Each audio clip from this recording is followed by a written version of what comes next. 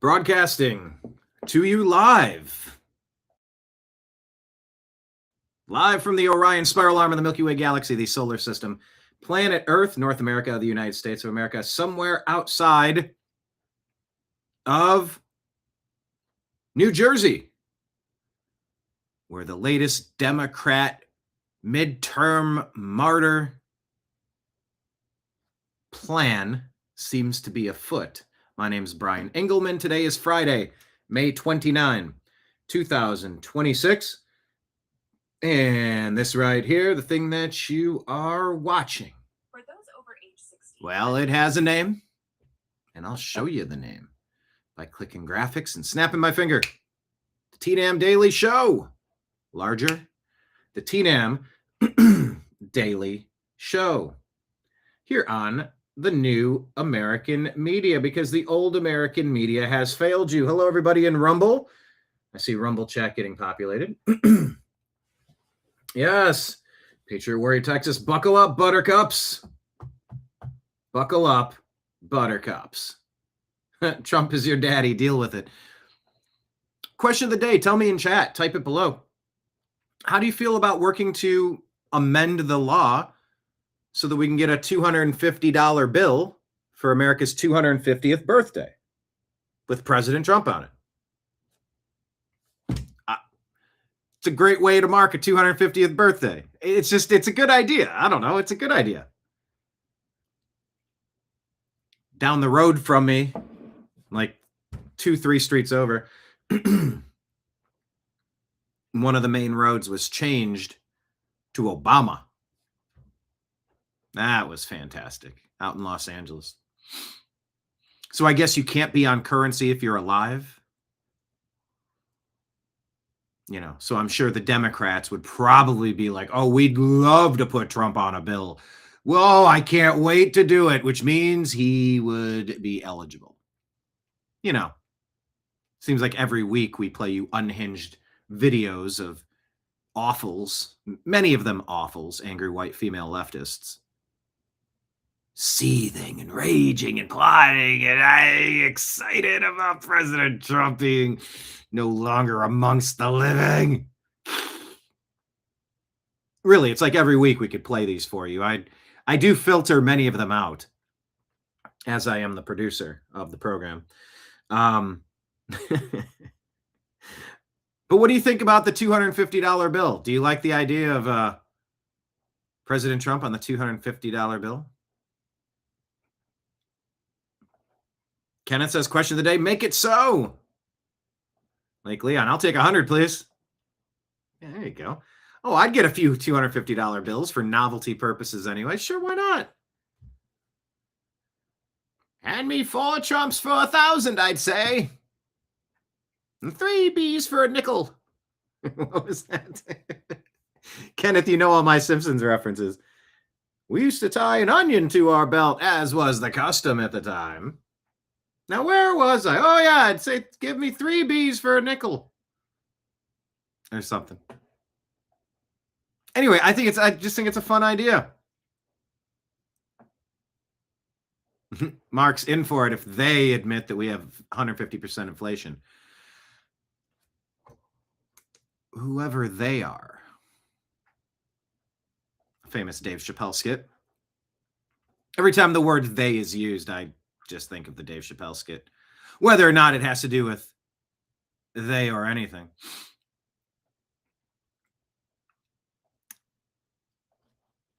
So, yeah, not sure if you've been checking in on New Jersey, but, you know, the Democrats don't have much in their bag of tricks, and they need tricks because they're at about a 17% approval rating, 20% if you're feeling feisty. I'm not.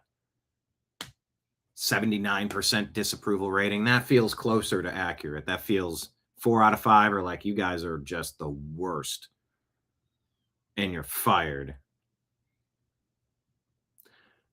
But it looks like the they pushed real hard with the ICE thing in Minneapolis. They thought Renee Good and Jacob, they're going to be the next George Floyd. But doggone it, they're white. They're not sympathetic.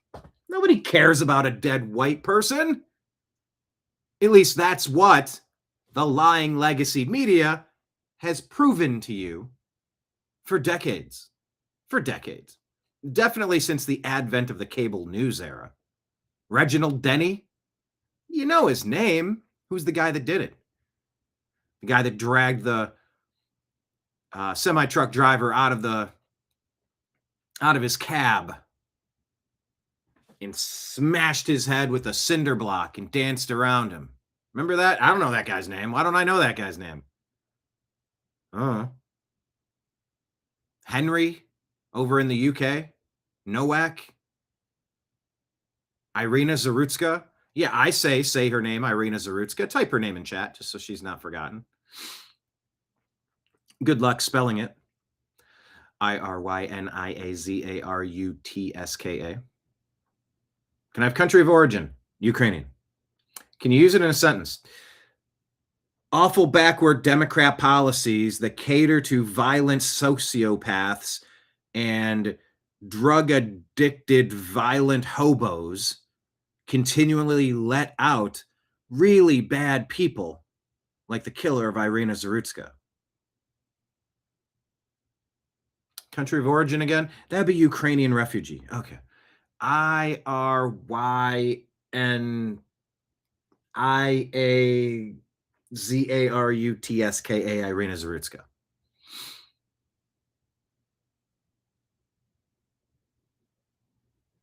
Irina Z. Irina Z. Arvina Z. Arvina Zain. How do you pronounce that? Danka? Arvina Zain. Yeah, beautiful gal. Too long.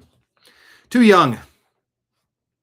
5-year anniversary. Oh, we have to really think about George Floyd, say Minnesota Democrats. Barely acknowledging Memorial Day, but, once again, trying to revitalize the memorial of St. George Floyd.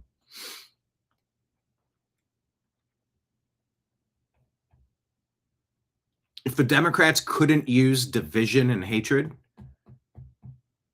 they'd probably be polling at about 0.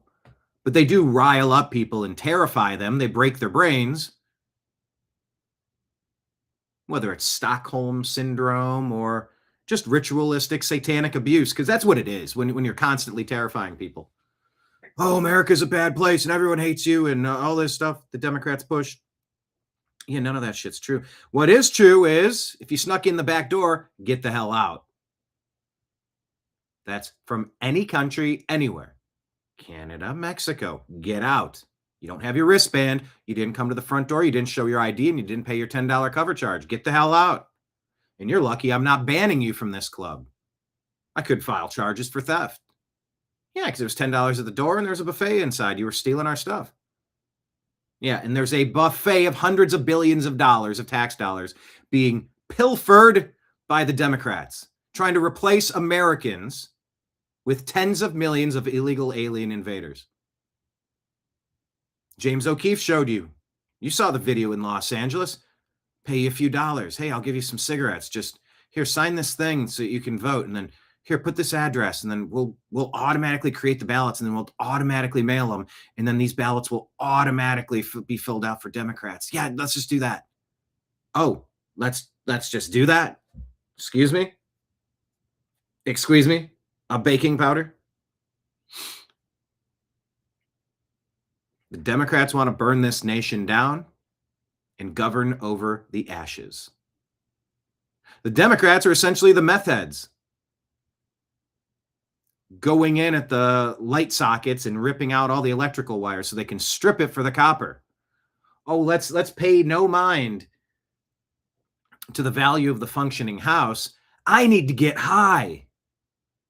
So let's just destroy every damn thing that I had no part in building. Democrats. Let's just destroy this thing because I got to get reelected. So Trump's bad. Orange man bad.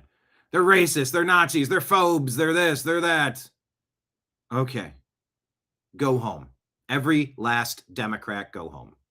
You were a domestic terrorist organization masquerading as a political party. Many say in the same way that Islam is more of a political ideology of caliphate and conquering that masquerades as a religion. It's both. But some say it's mainly an avenue for domination and control and power. What is the Democrat Party? It's an avenue for domination, control, and power. Interesting how they formed that alliance. But they also have an alliance with the LGB, etc. community that the Islamic supremacists do not welcome. I mean, it's like oil and water. Brandon Boyd sang that song with Incubus. It's a good song. Incubus writes great songs. The Democrats did not get their martyr moment in Minneapolis. That's what I was going to say in the title. I was like, I thought of something better. Minneapolis martyr moment, a triple word score.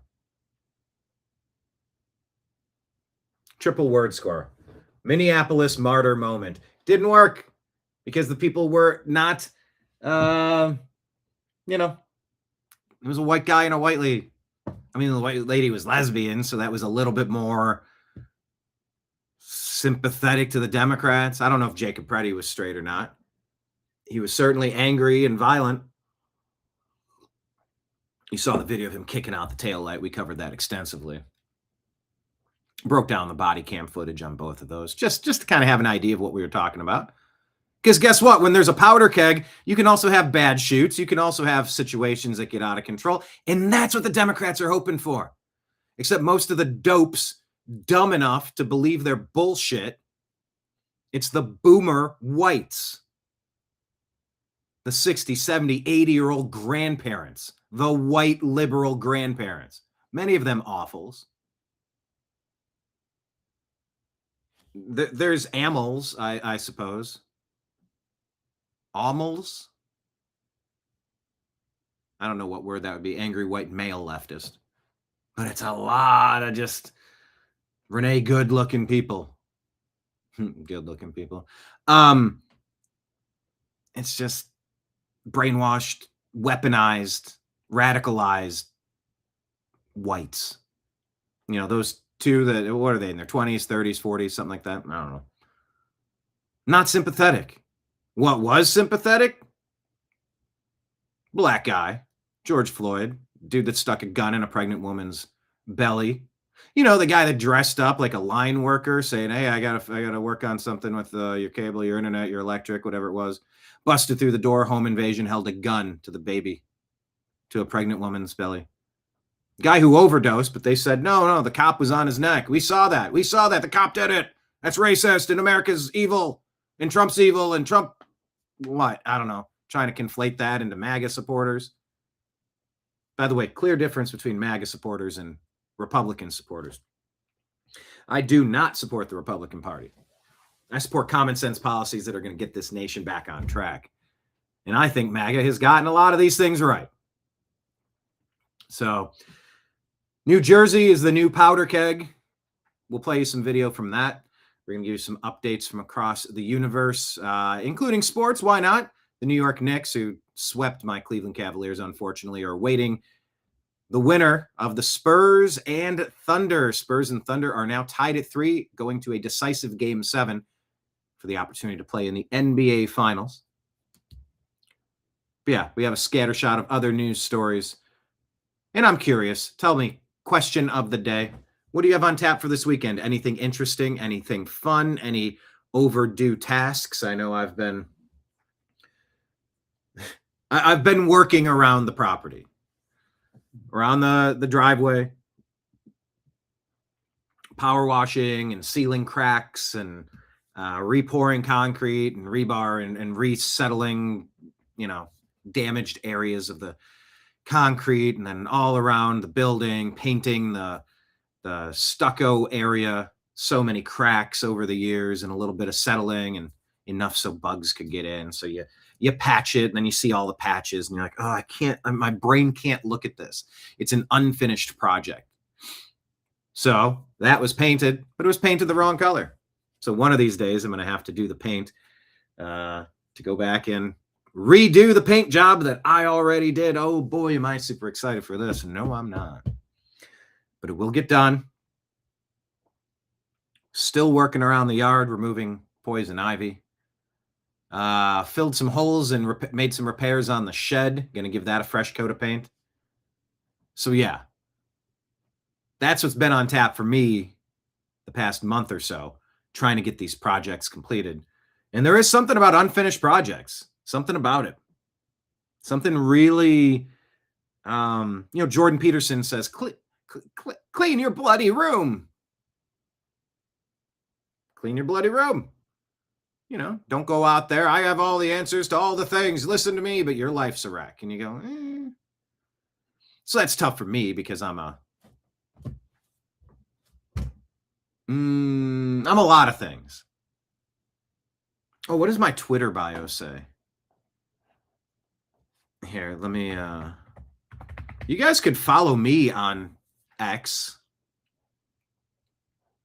if you want, at Twist of Nothing. I don't really post there often, but it says living the dream. Oh, here, let me just pull it up on the screen for you. Because I was getting ready to list off the things that I am. I'm like, what am I? I used to have this exercise where every couple months I'd write, what am I? And what do I prioritize first? Am I a human? Am I a husband? Am I a Christian? Am I an American? Am I just whatever came out? And which one should be at number one? Which one at number two? But it's interesting, am I a sales guy? Am I a podcaster? Am I this? Am I that?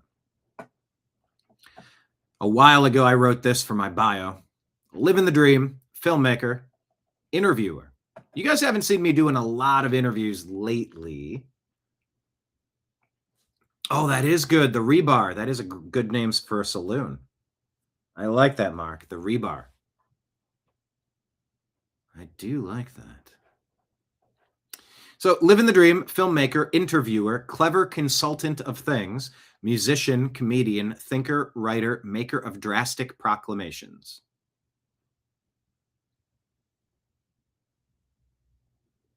Yeah, filmmaker. I've done several documentaries. I like putting projects like that together. I do. I like cracking people up. I like a lot of these things. But anyway, go ahead and follow me there at Twist of Nothing. Why not? I don't really advertise that page all that often. And we'll get to our news stories on Instagram here at the New American Media in just a moment. Pull that off the screen. Trash Panda, Texas, this weekend, question of the day, harvesting the rest of our onions if the garden dries out. What kind of onions? Are they the big ones? Are they the skinny scallions? Are they the yellows, the whites? Yeah, I've been working on the potatoes. They're doing pretty good, I think. I'm trying a new technique in a raised bed. And then I put chicken wire around the raised bed and filled it with hay. I don't know. We'll see how that goes. But I'm going to try. Question of the day. On tap? What's on tap this weekend? Why, beer, my good man. The ring came off my pudding can. Take my penknife, my good man. I swear it's Springfield's only choice. Throw up your hands and I'll rejoice. Monorail.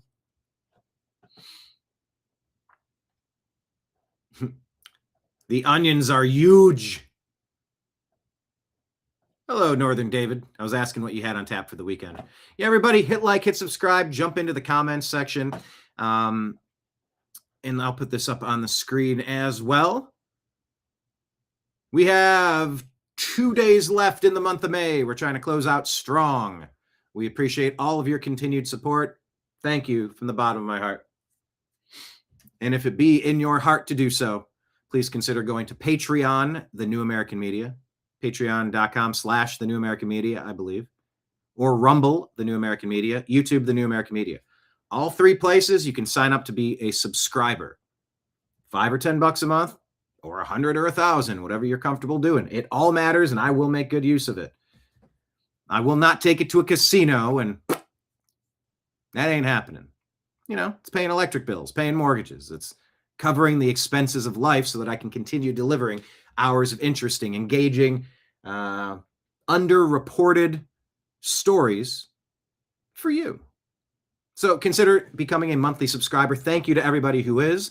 And if you haven't done it yet, consider doing it. You just set it and forget it, $5 or $10 a month or something easy, and it just goes. Then they take their fees out, but it transfers over. And then when that amount reaches an amount, it transfers over to another fund. It's huge. It's as huge as the onions in John's garden. How about that? It's as huge as the onions in John's garden. But on Rumble and YouTube, you can also toss some silver coins into my tip jar behind me there. You got the little tin bucket. Whew. Rumble rant tip, super chat tip. You tap the thing and you send it over. Thank you to everybody who has.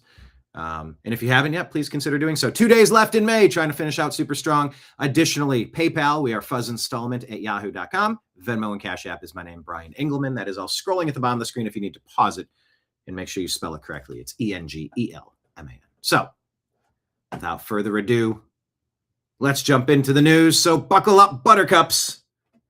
Oh, speaking of cups, John has the offer. John put it in chat. If you want one of our mugs, these are The New American Media fundraising mugs. Shoot me a Venmo, Brian Engelman. They're $40. It includes shipping. Shipping's like $12 because it's got to be the right size. You got to packet it, shipping, handling, all the stuff. But here's the deal. John says he's matching it, so it's half off mug day. He's reminding you, $20 includes shipping. You're basically getting the mug for like $8. $12 shipping, $8 mug for you. Support the program. Shoot me a Venmo. Give me your address and tell me how many mugs you want. Order 5 for $100. I'll get them shipped out. We'll figure that out. But thank you to John for the mugs and thank you to John for the offer. So if you want a mug, there you go. Put some buttermilk in the buttercup. That's what threw me off. I said buttercup and I said, oh, I'm holding a cup. Oh, by the way, half off mug day. I love pretzel day.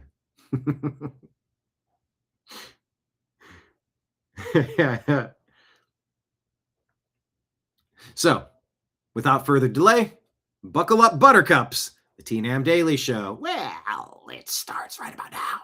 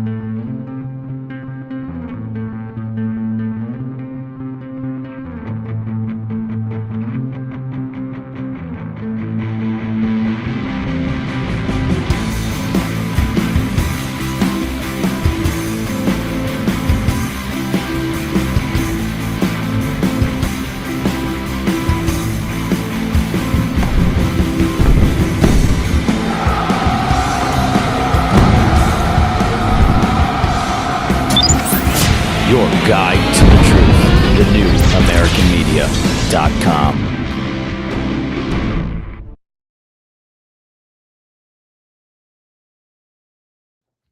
TheNewAmericanMedia.com. That's another thing I need to put on the list. I need to revamp my homepage.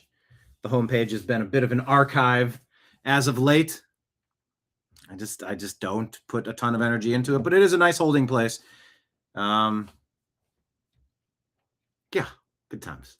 So hit like, hit subscribe, share the show with your friends, invite a few people into the party today. It's lunchtime. We got some seats open. Invite them in.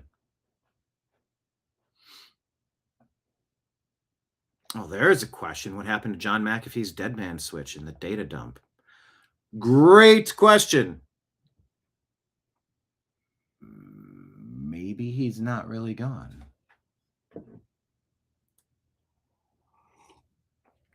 What was the phrase? I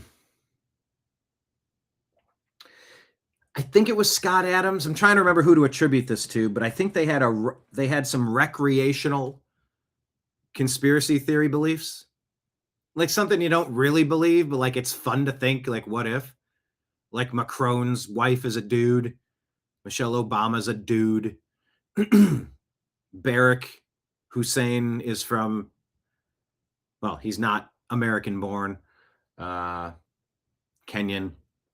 And then the other, one of the, so many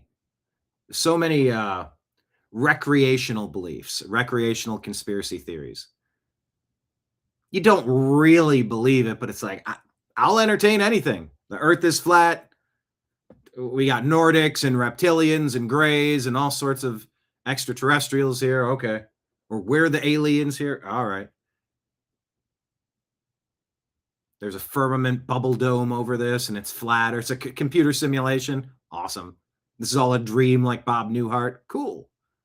I don't know, just interesting stuff to think about. We played you a clip on our Instagram feed yesterday about the woman talking about, what if these AI data centers aren't data centers? They're the above ground connection point for the subterranean cities that are being built, because something is coming and the elite need to get the hell out while the rest of us are wiped out. You know, whether it's a flood or it's a famine or whether it's a fireball or whatever. What if those are just the above ground points to run all the power and run all the energy, or the water and the power underneath? Basically putting underground cities. And you go, I don't know if that's true. But it's an interesting recreational belief. Let's ponder. It's a thought experiment, not presented to you as a buffoon who would listen to some ignoramus or deceiver like me who would lead you astray. No, we're presenting it as, I don't know what's going on here. What's she saying? Okay, it's an interesting thought experiment. What if? Let's play the what if game. And that's all that's all we do half the time. How, the audacity of someone like Google to try to pretend that they know all the world's information. You couldn't possibly know the world's information. Stop. But censoring people that have an opinion that you disagree with, get out of here, Oh, that's another one. That's a good recreational conspiracy theory, that Epstein is Palm Beach Pete.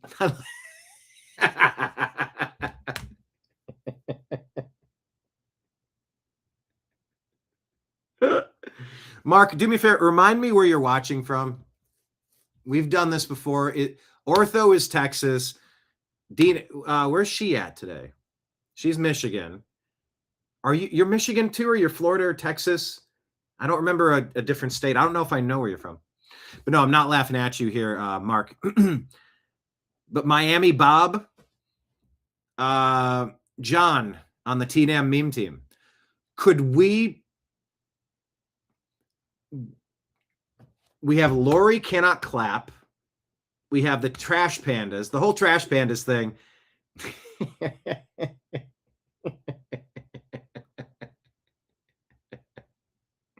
John made a graphic image of actual pandas.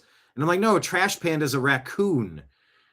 And so he made some images with some pandas and we all laughed about it. But I like the idea of Miami Bob.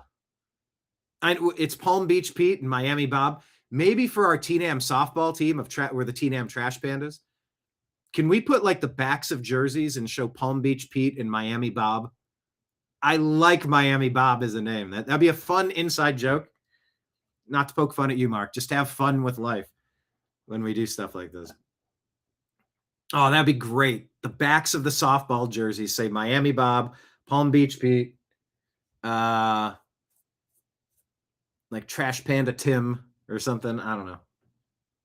Trash Panda Travis. That might be a good one. But the Ozarks. Okay, I think you did mention that before. Thank you. Ozarks, is that Mississippi? The Ozarks stretch through Arkansas? Somewhere? I've driven through. Did you ever watch Ozark? This is an interesting money laundering show. Criminal syndicates, money laundering.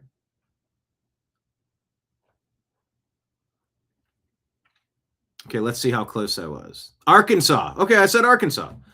I eventually said Arkansas. Oh, hold on. Shaded green area shows the region across Missouri, Arkansas, Oklahoma, Kansas, and a bit of Illinois. Okay. Oh, the Ozarks come right up to Kentucky.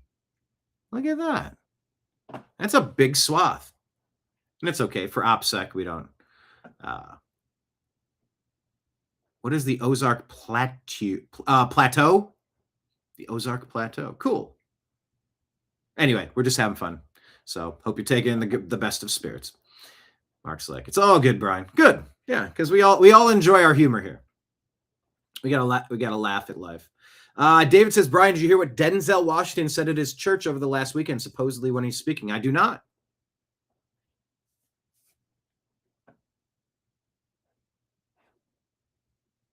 I do not know. Tell you what, since you brought it up, I'll run one check here, see if I can see if anything. Denzel Church. Does anything come up?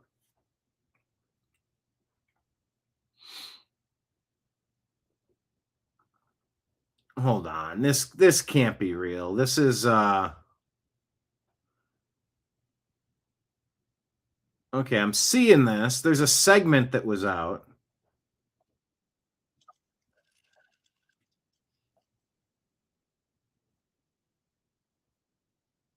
I do see something, but I don't.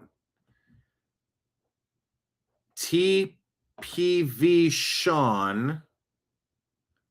The thing you're talking about, something about this just instantly screams AI, or like, is it a satire or comedy?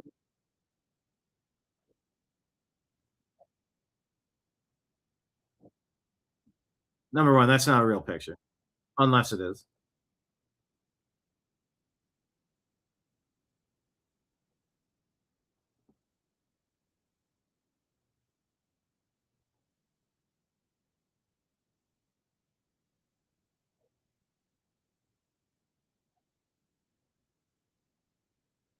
All right, we don't have any actual video of him saying that. I don't know what that show is, but I would put very little. Okay, this could what would it be? It would be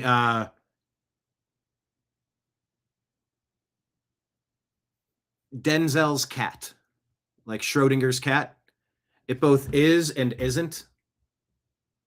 When you press the button in the box, did it release the poison that killed the mouse or the rabbit or whatever it was? Or the cat. I'm sorry, it was the cat, because obviously Schrodinger's cat. Did it pop the cyanide pill or the whatever poison that killed the cat? Well, until you actually open it up, you don't know. So until the moment you view it, it both is alive and is not alive. The potentialities of its existence both exist until you confirm one to not be true. It's like playing Sudoku. What number is not on the board? Okay, well then it's like playing Battleship or Minecraft, Minesweeper. Oh, geez. Haven't played Minesweeper in a while. When's the last time we played Minesweeper, people?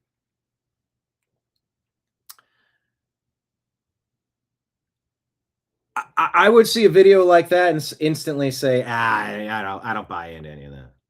But I also believe most of that to be true, or at least directionally true.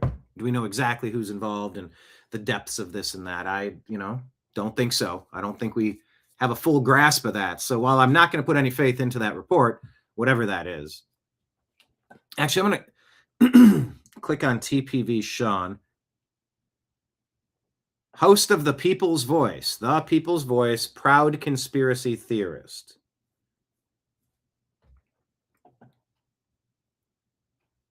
Okay. So anyway, yeah, the one that Frank Marshall Davis is Obama's dad. The one that Fidel Castro is Justin Trudeau's dad. I love these boutique conspiracy theories. Recreational belief. It's funny, like Leon Trump loves to play Battleship with Iran. Their boats don't float.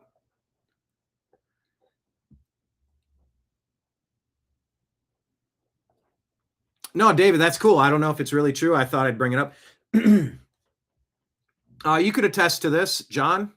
I mean, several stories you would bring up or mention, and I'd look them up and put them on here, and we'd debunk it things together. Go, oh, sorry about that. I go, no.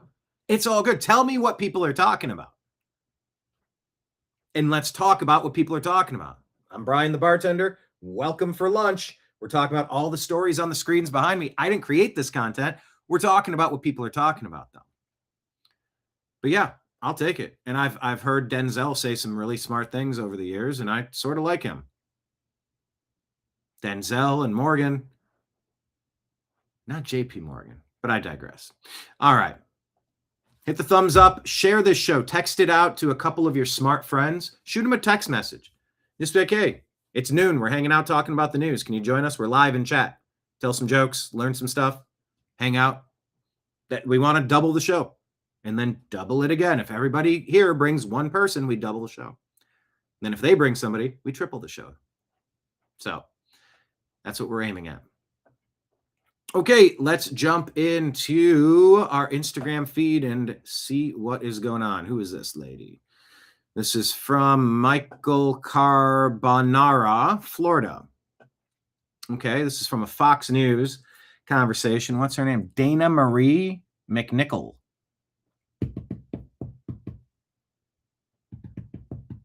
It's only 7 syllables, but it feels like a lot more.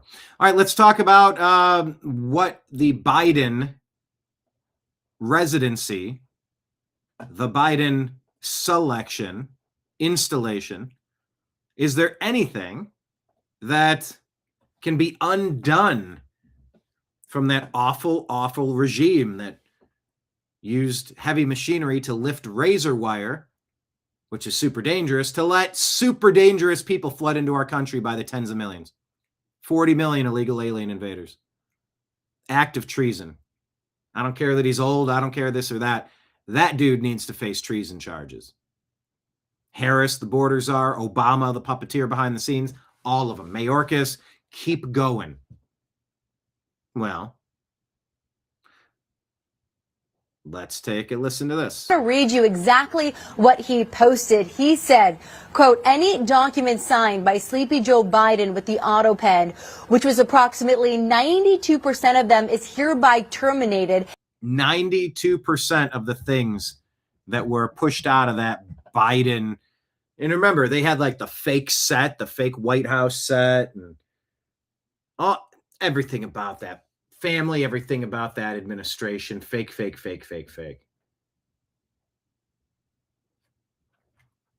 AstroTurf, disingenuous,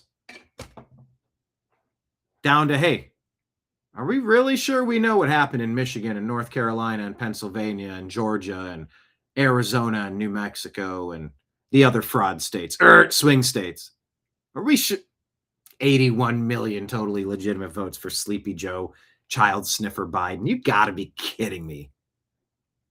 I don't know. No court's ever shown me otherwise, but my lack of evidence doesn't make something untrue.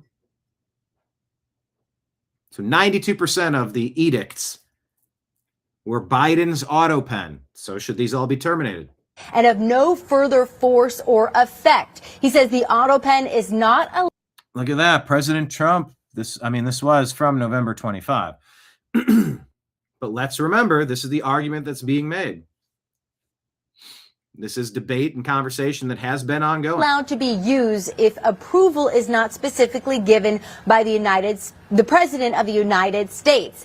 He also says in that post, quote, I am hereby canceling all executive orders and anything else that was not directly signed by crooked Joe Biden because the people who operated the auto pen did so illegally. He goes on to say in that post, Joe Biden was not involved in the auto pen process, and if he says he was, he'll be brought up on charges of perjury. He says, thank you for your attention to this matter. Of course, this was just posted moments ago to Truth Social. Again, the president, as we know, following him is at the golf course. So, of course, we're hoping to confirm and get any more information about this. Alicia. Dana Marie McNichol. I'm going to read you. All right. checking the date here. Anyway, just interesting side stories, waiting to see if there's going to be some accountability for that previous administration that left things in such chaos. I'm going to read you exactly. Listen up. Oh boy. You ever watch this Conspiracy Peter channel? This is interesting. Here's a thought experiment. Not purporting this to be accurate or true per se. But what if? Remember how I said, well, what if those data centers are just the connecting port to funnel all the energy and water down to underground cities, underground bunkers? As the elites are getting ready to get out of this place before it's wiped out in a nuclear holocaust, an approaching comet the size that would wipe out the dinosaurs, or a plague, or a fire, or a drought, or a famine, or this or that, or a robot dog invasion. Regardless, let's watch this and tell me what you think. This is the Conspiracy Peter channel talking about, well, lead paint. You know the jokes. You know what the change is. But what if? What if? Listen up. They lied about lead paint being bad for our health. It actually blocks radar frequencies. That's why they banned it. That sounds completely insane, Peter. It's not insane, Brian. It's true. Military bunkers in the 1950s were coated with lead paint specifically to block radar frequencies from enemy detection systems. Wait, so my grandma's house was basically a fortress? Yep. Okay. That's incredible. That joke, when Cleveland goes on and the ceiling bird chirps. Oh, goodness. If you know, you know. That is such an incredible joke. Your grandma slept better, had fewer headaches, and raised calmer kids because her thick lead walls were literally absorbing frequencies that modern homes let straight through. Just right there, because there's music in the background. By the way, yesterday's show was demonetized by YouTube because when I played the clip of Bobby Kennedy wrangling some snakes, there was some totally irrelevant music in the background. And they said your video's ineligible to be monetized. Any monetization from yesterday's show is being stolen by the person who had that generic song in the background. So I had to file an appeal, and I had to click the button to edit and digitally remove the music. Once again, this is why I can't rely on places like YouTube to fund the channel. Patreon, Rumble, and the YouTube specific subscriptions. That way it's not based on the views and the advertising revenue of tossing a few pennies in the wishing well when the ads play. Your direct support matters, because yesterday's show was completely taken offline. So I got to mute this here. There's a little too much music. But what do you think about, all right, giggity giggity. Yeah, I served champagne to Seth MacFarlane at the Vanity Fair Oscars party. Oh, that was fun. All right.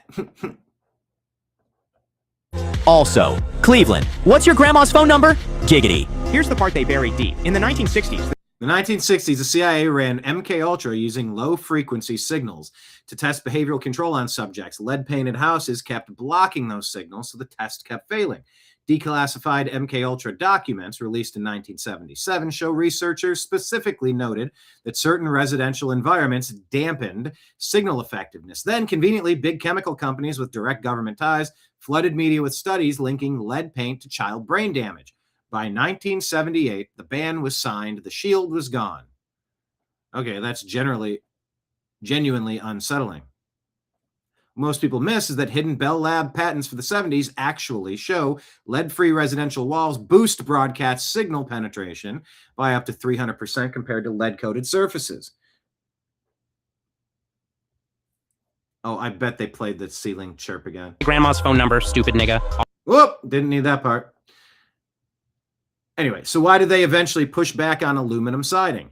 The same exact playbook. Aluminum reflects radio frequencies like lead does, so once lead is gone, aluminum siding became the next barrier they needed removed from American homes. So basically, my house is just a giant antenna now, and people get obnoxious and unfocused right after 1978, so that timeline isn't just a coincidence.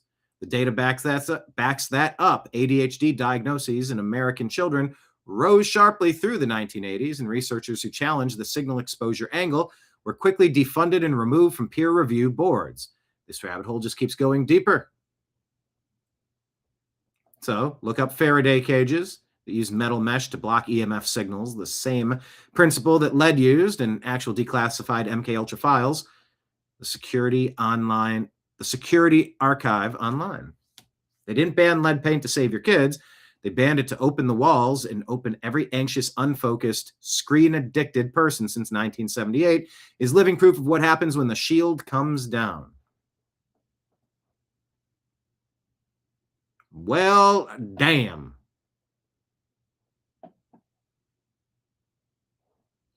I know, Ortho. I'm going to need my own app for the show. I know. I was working on, several years ago, I was working on what was tentatively titled NewTube. It's sort of at the peak, near the crescendo of the censorship. I realized that they weren't letting our channel grow. They weren't letting people find our content. They weren't letting people share it. We were being demonetized. Videos were being taken down with no cause, no explanation, no opportunity to remedy any alleged issue.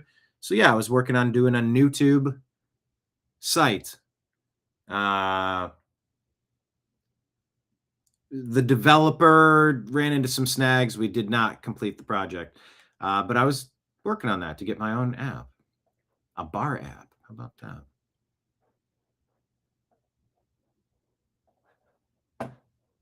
Anyway, lead paint on the walls. Now it's got me thinking. Listen up. Not sure I'm believing it. It's a interesting thought experiment. Is there any truth there? Is it a whole bunch of horse crap? All right. Well, here's one. Here's an AI video that's pretty funny. Let's take a look at the world right now. How we doing, fam? Why is there no sound? Okay. Favorite celebrities. Sir, we're making an obscene amount of money right now. I know. We should lay off 30,000 people.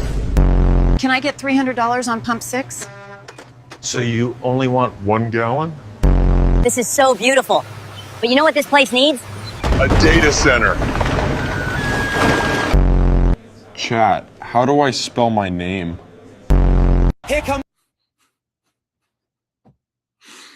It is like Idiocracy. Chat, how do I spell my name? Yeah, we've been very dumbed down.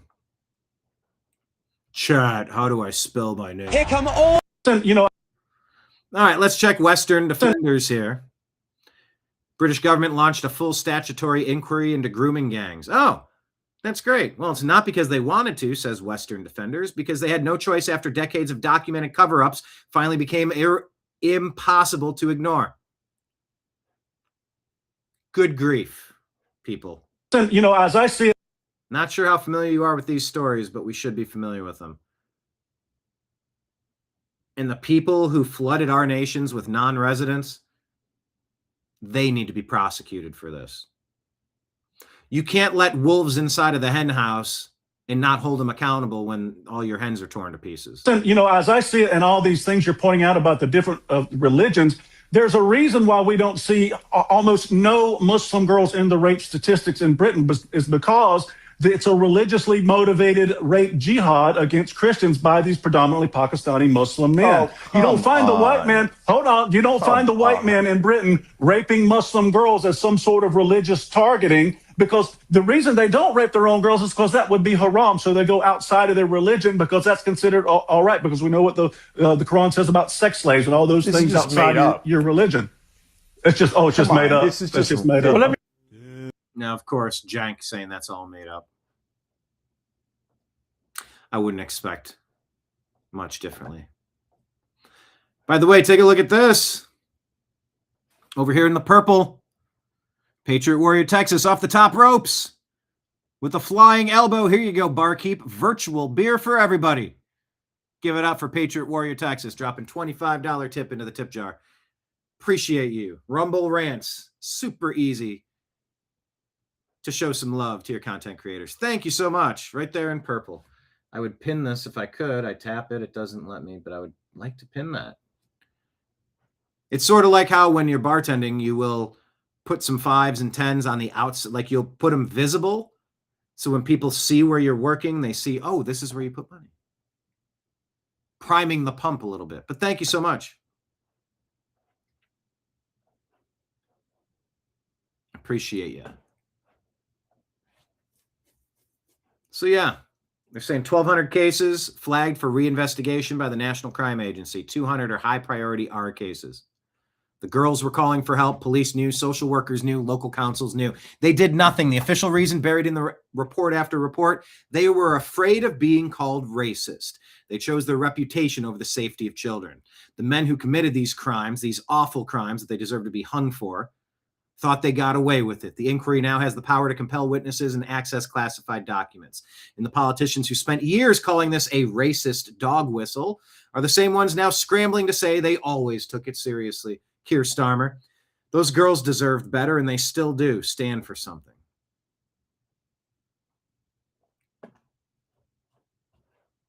So, England, Henry Nowak, the UK, Europe, Canada, America. You know, as how many countries have been changed? And when you let gangs of people to come in and abuse your daughters, your sisters, your girlfriends, your wives, your mothers, your grandparents, are you kidding me? No, that should be instant gallows. You don't come in and abuse the women of the country without meeting your maker. That's it. You don't touch a kid. Kids and women. Well, by the way, dudes either. I don't want to see anybody getting abused.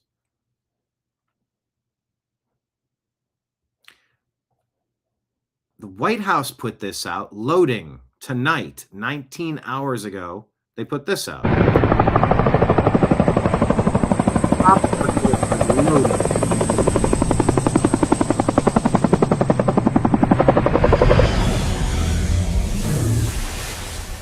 Hold on. Loading.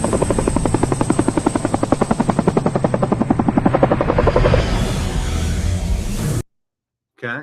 Don't know what's loading. They're building up some sort of something. Speaking of illegal aliens, how about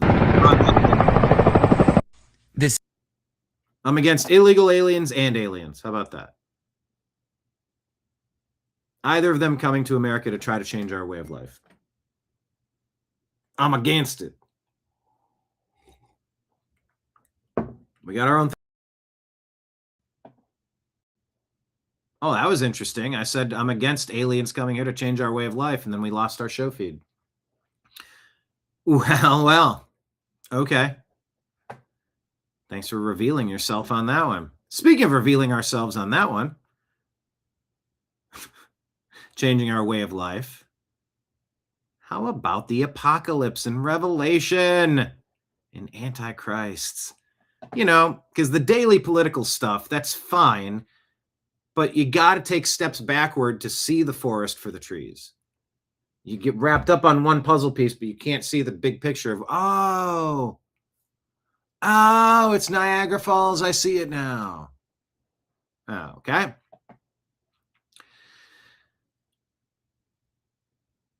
American actor, he's a comedian, Duncan Trussell, who attended Peter Thiel's Antichrist lecture, has some thoughts. All right. People are very concerned about Peter Thiel. This bizarre hybrid. On one side, you've got kind of like, somebody who's been living in the world of the transhumanists for decades. Somebody who, that's his life. It's a tech bro. And on the other side, you have someone who appears to be taking the book of Revelation literally, right? So it's this combo meeting. And so it felt like he was saying that there might be a way to patch the book of Revelation Like a tech guy being like, we can control alt delete the book of Revelation. I think there's a way we can like maybe forestall the emergence of the Antichrist. You know, that there could be things that, so in other words, you're taking it literally, but maybe the book of Revelation is like more of an invitation to fix the apocalypse. When I've always taken it, if you decide to take it literally, is more of like, this is just sort of what you can expect at when like pre-singularity, whatever you want to call it, collapse of civilization. This is what happens at the end of things. And, you know, there are all these things you should look out for, but also sort of unavoidable. Do you think he takes it literally? Do you think he really believes this stuff? Or do you think there's some sort of like ulterior motive? Because it's a sit down with Danny Jones. I don't think I know who that is. Seems so strange. Like there's been all these articles coming out in like the New York Times and the New York Post, how I haven't been there, so I don't know, but like how Silicon Valley has been transformed into this like Christian, like mega city. And they're trying to paint, and people like Peter Thiel are trying to paint Christianity onto everything that's happening in Silicon Valley. You would not consider San Francisco to be a Christian city. Like this big church there, and Silicon Valley's been historically like an anti-religious place. Right. There's been no religion in Silicon Valley. Right. Well, I mean, I think what's really interesting about Christian eschatology and like Ray Kurzweil, sort of Terence McKenna's singularity predictions, is you're looking at basically the same thing. Like probably, you know, there's a reason all of these people are like buying property in New Zealand and building like bunkers. This bizarre. Okay. Building bunkers. Thought there was another point, another page to it, another component to it. Yeah, you got a lot of people concerned, just like Islamic supremacists trying to bring the return of the Mahdi, or trying to bring about the Antichrist so you can have Armageddon to end the world, like on a suicide mission. Interesting concepts. Trussell claims Thiel wants to fix the apocalypse and believes he alone has the power to alter the destiny that God has for the world. That's heady. This bizarre. But the tech bros have a lot of thoughts on things.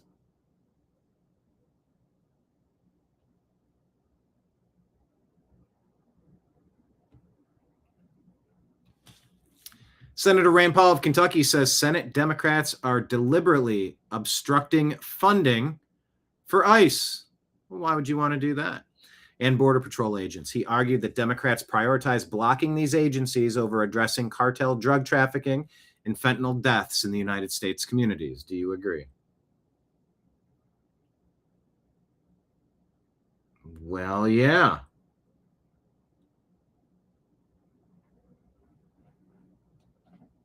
This is why you don't vote for Democrats. And they're risking their lives to enforce the law.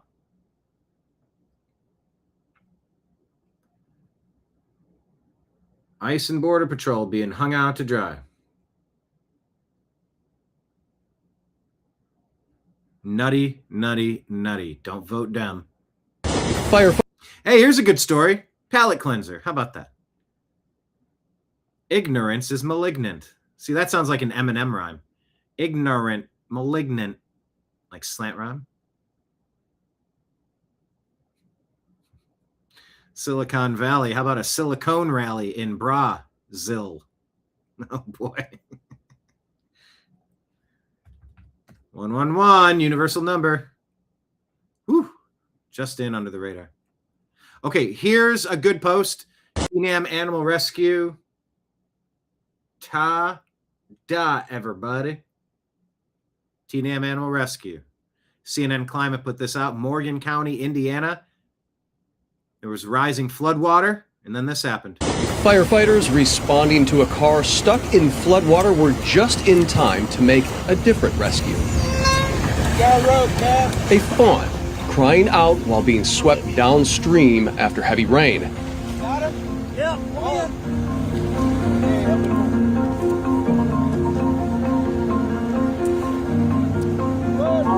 Medics cared for the rescued deer, and then it was taken to a local animal rescue. But not before they snapped this cute picture. But not before taking a heartwarming pic or two together. How about that? I could see YouTube right now. Remember when you played that CNN video and there was random irrelevant music in the background going dun, dun, dun, dun, dun, dun, dun, dun. Demonetized. We're stealing all your money from the day. It's like they forget that fair use lets you play clips of things. Anyway, bravo to those folk. There we go. Now you can see it. I like rescuing animals when you can. Fire. Tried to save a bee yesterday. There was a bee that I thought was dead. And then later I came back. It looked like he was grooming his eyes. So then I got it and got some sugar water. And I didn't see that thing move again. So I don't know what was up. But I tried. Oh, dear. I know. It is sweet. You can hear it make noise like, meh, unless they added that in post. Firefighters responding to a because you hear it go, eh. Car stuck in floodwater were just in time to make a different rescue. A fawn crying out while being swept downstream after heavy rain. Got it. Yeah, this is why people love firefighters. Awesome. Look, faith in humanity restored. Firefighter. More Peter Thiel stuff. All right. Shadow of Ezra says, Peter Thiel says, these are the signs to look out for regarding the Antichrist. The Antichrist copies Christ, pretends to be greater than Christ, hyper-Christian, ultra-Christian, and then ultimately deeply anti-Christian. In some sense, the Antichrist as an idea is something that really comes into being in the world after Christ. And so there's, and then there's a lot of things about it that are mysterious. In some ways, the Antichrist copies Christ. The Antichrist pretends to be greater than Christ, hyper-Christian, ultra-Christian, and then maybe only ultimately, deeply, deeply anti-Christian. Okay. So in some sense, the Antichrist as an idea. Jack Maxey says, the fact that Jews are waiting for their Messiah and Christians are waiting for the Antichrist is purely a coincidence, Jerry. Oh, the memification of religious end times prophecy. You know, I'm something of an anti-tech extremist myself. Ah, boy. Are we concerned enough about AI? Also, are we concerned enough with weird people, and do we always lock our doors for this reason? You got music. Some rando trying to get in the car. Still trying to open the doors. Who is this guy and what's his purpose? Hi! Always lock your doors. I like that smooth 90s, like, I want to sex you up music playing in the background. Don't flag me, YouTube. We have fair use provisions on the... This is a friendly reminder to always lock your doors. Always. TNAM preparedness. Always lock your doors when you're in the car. Don't get relaxed thinking just because you're in the car, people won't approach you. You're out of your mind. Yep. It's scary times, man. Like, this guy definitely didn't have good intent. He looked like he was a little out of his mind a little bit. When a stranger comes up to you and tries to open your car door, that's a problem. In my opinion, you should be able to defend yourself by any means necessary. If you could drive away, definitely drive away. But what if you're at a red light? What if there's nowhere to go? It's scary times, you know? Be careful, lock your doors. Always be aware. If you're at a red light, don't be texting on your phone. Like, look around. You have to be aware at all times because it is dangerous. God bless everybody. Be well. Just imagine some weirdo grabbing your car door. Doesn't sound great to me. By the way, getting a message here from Danette. You guys know Danette. One of our regulars asking for the link to the show. What time are you live? So I'm going to copy it. I'm going to paste both Rumble and YouTube links and send it to her.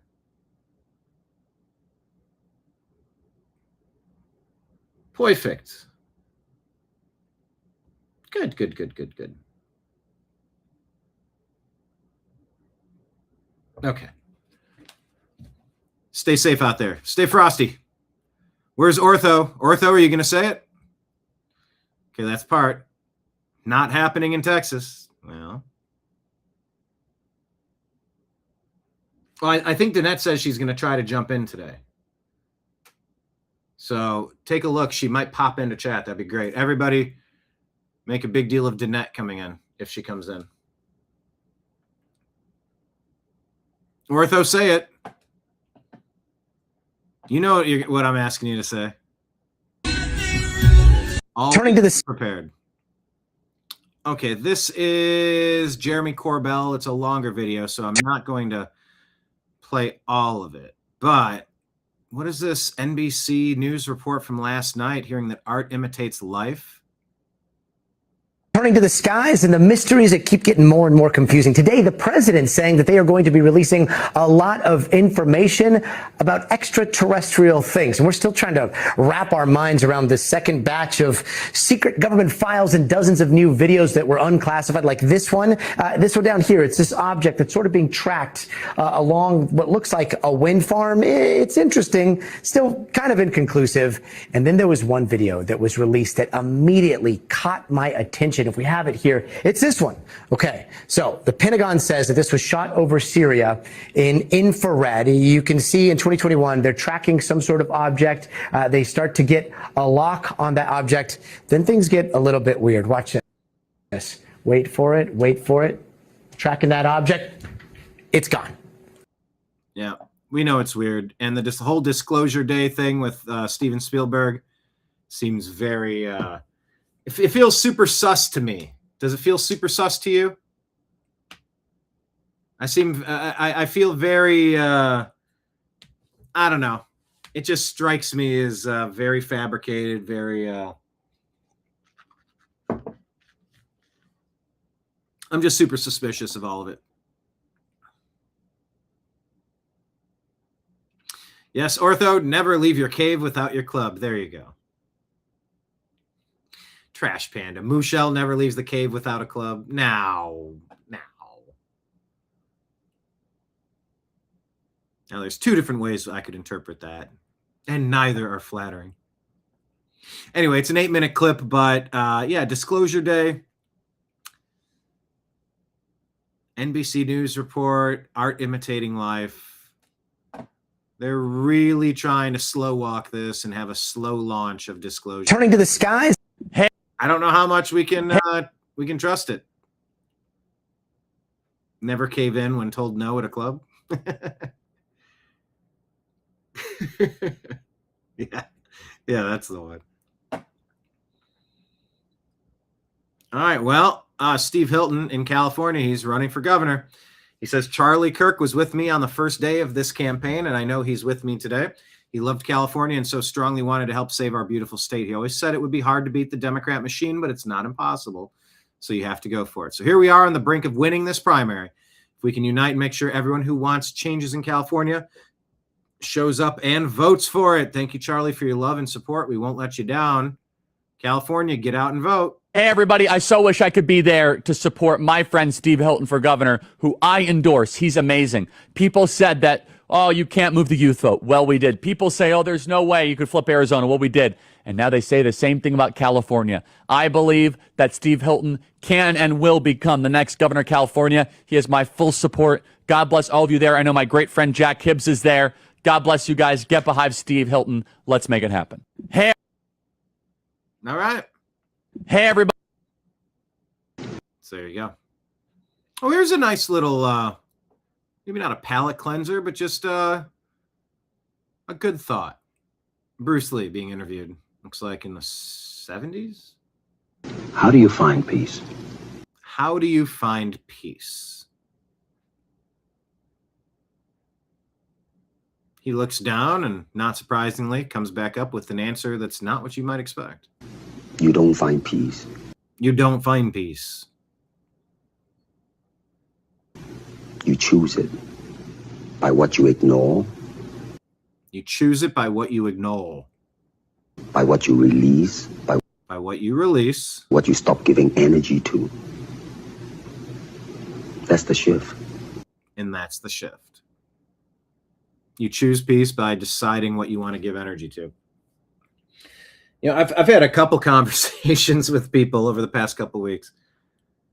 And somebody will be like, wait a minute, what's the... Hold on, what's the... And they'll bring a topic up.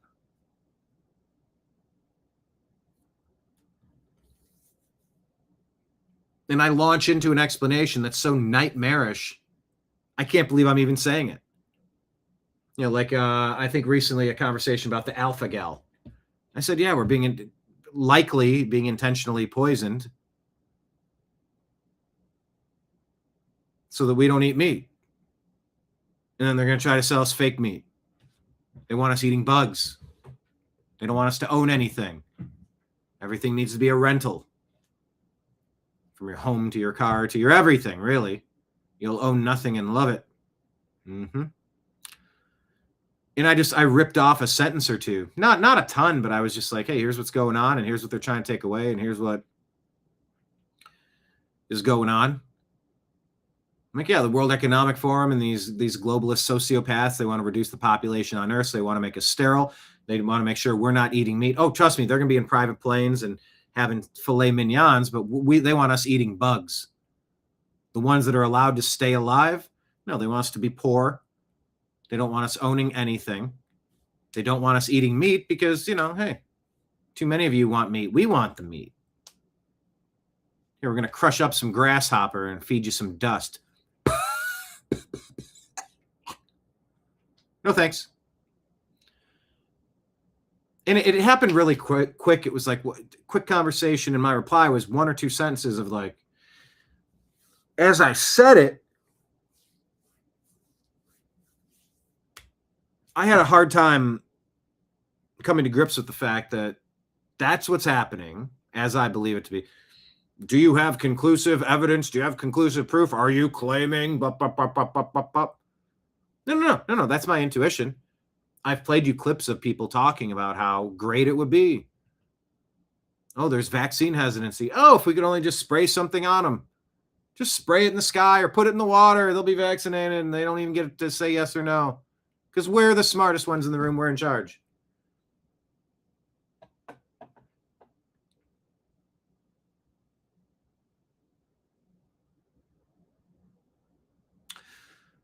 Rules for thee, but not for me. Some animals are more equal than others. I mean, I rattled off maybe 3 sentences and it went bang, bang, bang. And by the time I was done, I was like, holy shit, that's a lot to take in.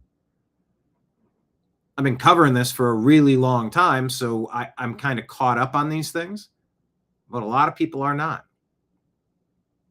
And I sort of forget that sometimes trying to talk to people. Yeah. Chitin in your chitlins, vaccine lettuce. Kenneth chooses peace. A piece of pizza. Yuck, yuck, yuck. Waka, waka, waka.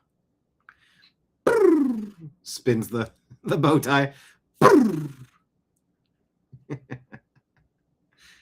Yeah, great answer by Bruce. The legend. Bruce Lee. Steve Hilton, Spencer Pratt. Yes, let's go. But that's the shift. You don't find peace. How do you find? Choose the energy to. All right, Gentry Givers says your taxpayer dollars are funding an out-of-control mass deportation machine.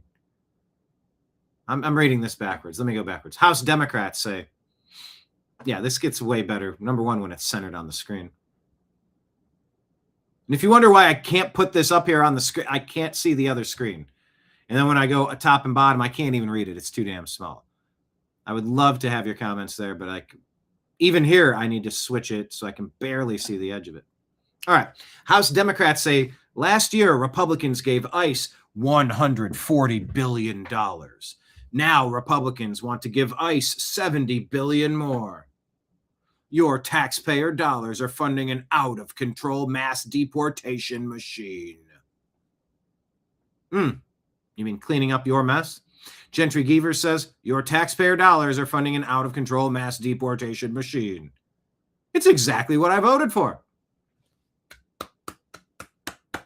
Nightclub, wristband. Wristband acquired. When you walk to the front door, we check your ID, find out if you're on any banned lists because you're a criminal dirtbag that we don't want in our private establishment, our country. Pay the cover charge. Come on in. Your admission is revocable at any time if you're breaking the rules. But to all the people who snuck in the back door when a promoter kicked the back door open, and you had a party bus full of drunk underage people with illicit weapons and fentanyl that could K off your guests, and they're stealing, they're vandalizing, they're causing problems, they're R-ing people. Yeah. That's exactly what I voted for. Out, invaders, out. Out.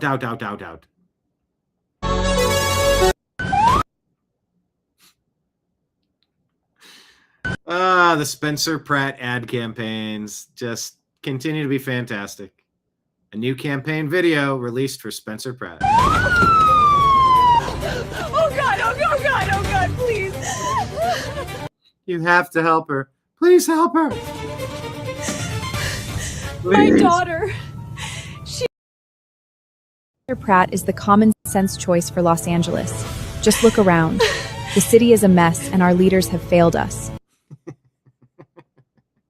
Help, my daughter is making sense for the first time. Homelessness, crime, drugs, everything is worse under Karen Bass. Yeah, didn't think it could get much worse from who did it used to be? Eric Garcetti and then Tony Villar. Antonio Villaraigosa. This is bad. She's caught the Pratt. How did this happen? We restrict her media diet. She's caught the Pratt. New York Times, MSNBC, NPR, maybe CNN if we're feeling frisky. CNN if we're feeling frisky. Something must have slipped through. Does she know anyone at all, who thinks for themselves? I don't know. I don't think so. Caught the Pratt. Yeah, I think Catch the Pratt is catching on. Common sense seems to be contagious. What is this? It starts with a mild cough. And then, next thing you know, you hate seeing homeless drug addicts inject near kids. I was talking to my dad today about this. Just, he mentioned Spencer Pratt was on Gutfeld yesterday. Did anybody watch that? I don't watch Fox, but I do like Gutfeld. I guess it was a pretty good interview. But I said, sometimes the best thing you can do is put somebody who's pissed off into a position and just let him cook. This guy's angry. He has every right to be angry. I said, remember in college when I was angry that our school wasn't booking any concert acts to our campus? They were going to every major college around us. Within 4 hours, every school was getting major concerts. My college had nothing. So I went and became the concert director, and I worked for a year, and I put on a sold-out show in our basketball arena. Took a lot of time, took a lot of energy, but man, was I proud of it. When I lived in Los Angeles, I was pissed off. I said, why are these buildings not being repaired? Why are there dead bushes out there? Dig them up and plant something. What are we doing? Fix this stuff. Why are the lawns brown? Why are the driveways crumbling apart? Why is the roof leaking? Why are the gutters missing? All this dry rot, termite. Fix this. Who's in charge? So I got involved and I became in charge. And after 15 years, I look back. I said, I know pride is one of the 7 deadly sins. You're not supposed to have pride. But I can feel a sense of contentment or accomplishment. I can feel satisfied with the results of what all that hard work did. I said, I don't know that I was fully appreciated in my time there. My dad said, yeah, but you know how that goes. You'll start having it. Well, when Brian was here, he used to handle this. Or when Brian was here, we never let that happen. When Brian was here, we always I wonder if those statements echo around that homeowners association, that community.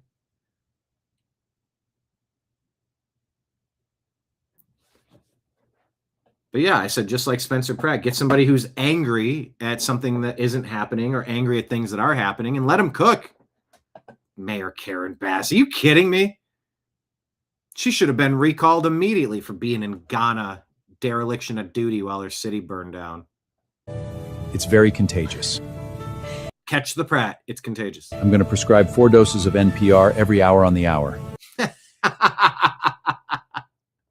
4 doses of NPR on the hour every hour. 2 doses of the New York Times and 5 doses of the LA Times. Why was Karen Bass in Ghana while the city was burning? Yes! Why was Karen Bass in Ghana while the city was burning? 6 doses. 6 doses of the LA Times. He just ramped it up. He just boosted it. Oh, yeah? Well, just for that question mark, lady, you're going up from 4 doses to 6 doses. We'll have to hold her in quarantine with the others for a few days. Wait, there's others? It's protocol. Well, if it's protocol, anything to...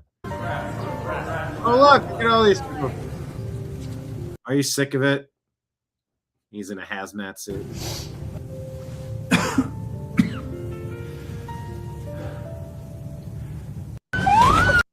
Uh-oh, he might have caught it.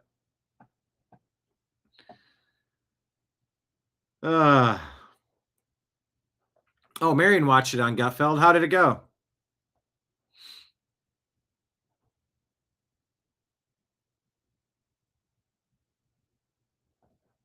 Recreational conspiracies. All right, good. I'm glad this is resonating with you. Everybody hit like, hit subscribe, share the show with a friend, text a buddy, put it out on Facebook or X. Reminder, your subscriptions on Patreon, Rumble, and YouTube are epic. Drop us a Rumble Rant tip, a Super Chat tip, or Venmo, Cash App, PayPal, all scrolling at the bottom of the screen.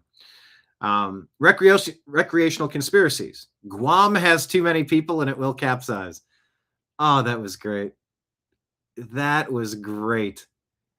I think I remember Glenn Beck playing that clip a lot before he moved to the Blaze.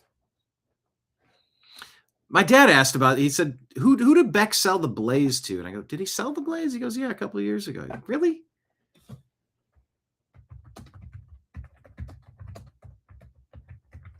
And now I'm curious. I'm going to ask Grok. It says Glenn Beck still owns it through Mercury Radio Arts. Founded in 2011 as he left Fox News, merged with CRTV. I barely remember. What is CRTV? Mercury Radio Arts, Beck's multimedia production company. CEO Tyler Carden. President Gaston Mooney. Beck is the ultimate owner. Some financing from investors, the DeVos family. Control stays with Beck. Beck has recently announced stepping back somewhat to focus on a new education-related venture called The Torch, starting 26, but he still owns the Blaze. Okay. Anyway, Spencer Pratt, great ad, as always. Pratt, save the country. I saw this, and I'm going to have to confirm this, but this channel posted this. Blue Origin's New Glenn rocket exploded on the launch pad at Cape Canaveral during a static fire test late last night. So here, let me play this and let me find out, is this true? Any explosion videos, I just don't believe any of it. Peace Through Trade, I'm not following the account. I don't know it. Rocket was fully fueled during a static fire test when it detonated, making it one of the largest rocket explosions.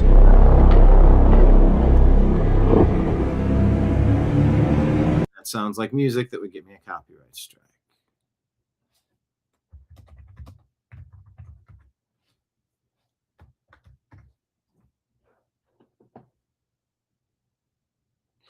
Searching Grok. Blue Origin's New Glenn rocket.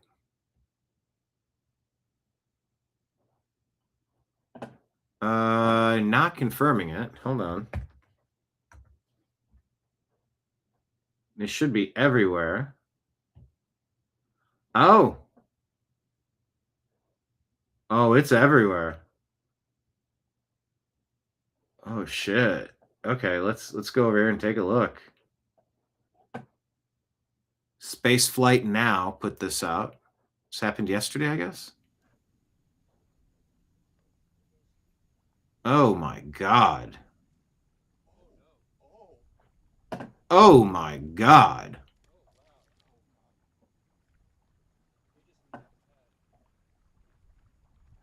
Woof.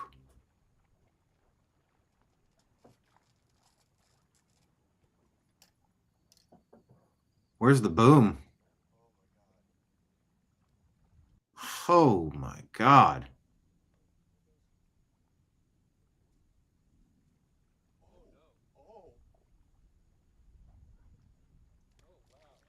I'm like hypnotized, like watching a bonfire. But where's that sonic boom? A couple seconds after the explosion that rattles everything. Wow. Thomas Whitaker says nobody is telling you how effed Blue Origin's entire rocket program just became. Everybody's watching the fireball, the explosion, the shockwave. Nobody talking about the fact that Blue Origin just destroyed the only pad that it has. Well, that was the only pad they have. 320-foot rocket, New Glenn. Huh, from Glenn Beck to New Glenn. Interesting. A static fire test, not a launch, not a flight. It was just a ground test. The rocket never left the ground, and it still turned into what witnesses described as a nuclear bomb going off.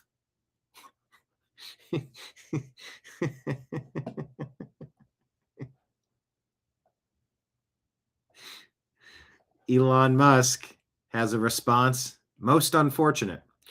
Rockets are hard.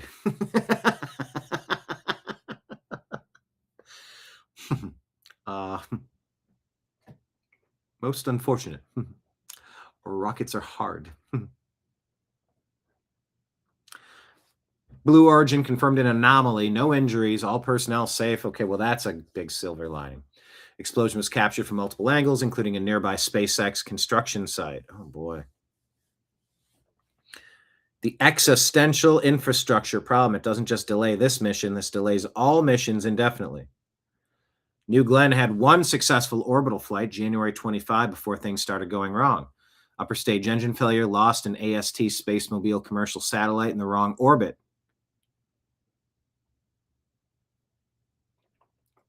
Then a month later, the pad is destroyed in a fireball. There's no backup pad. There's no plan B. There's no, well, we'll use the other one. Project Kuiper, Amazon's answer to Starlink, depends on New Glenn to launch its satellites.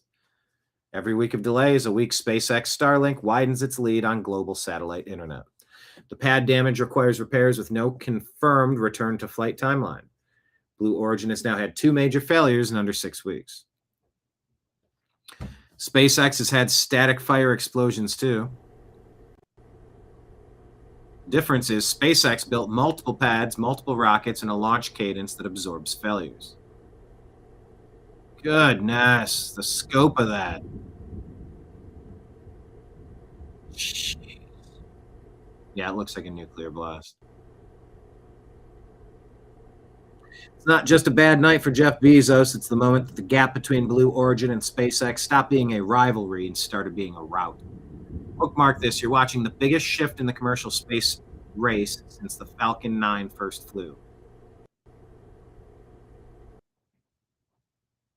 All right, then.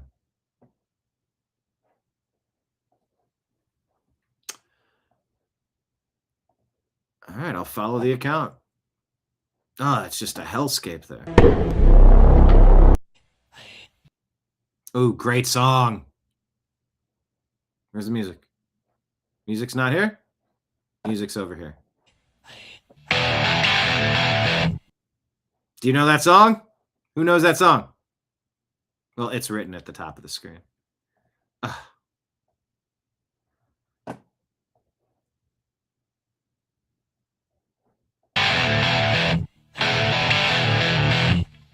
Gotta mute it. If you go on Rumble, type Tool Anima. Type my name, Brian Engelman. Take a look at my lyric interpretation video for that song. I'm pretty proud of it, although pride is a sin, so let's not be prideful. I like what I put together there, with some help, with a little bit of help. But my graphic reaction video to that Anima song by Tool is taken down off YouTube, survived on Rumble. Once again. All right, C3 says, hey, are you sitting down? In 1970, we had 8 welfare programs. In 2026, 80 plus. A 10-fold increase. 1970, we had 1 million illegal aliens. 2026, 50 plus million illegal aliens. 1970, 4% of America was foreign-born population. 2026, 16% foreign-born.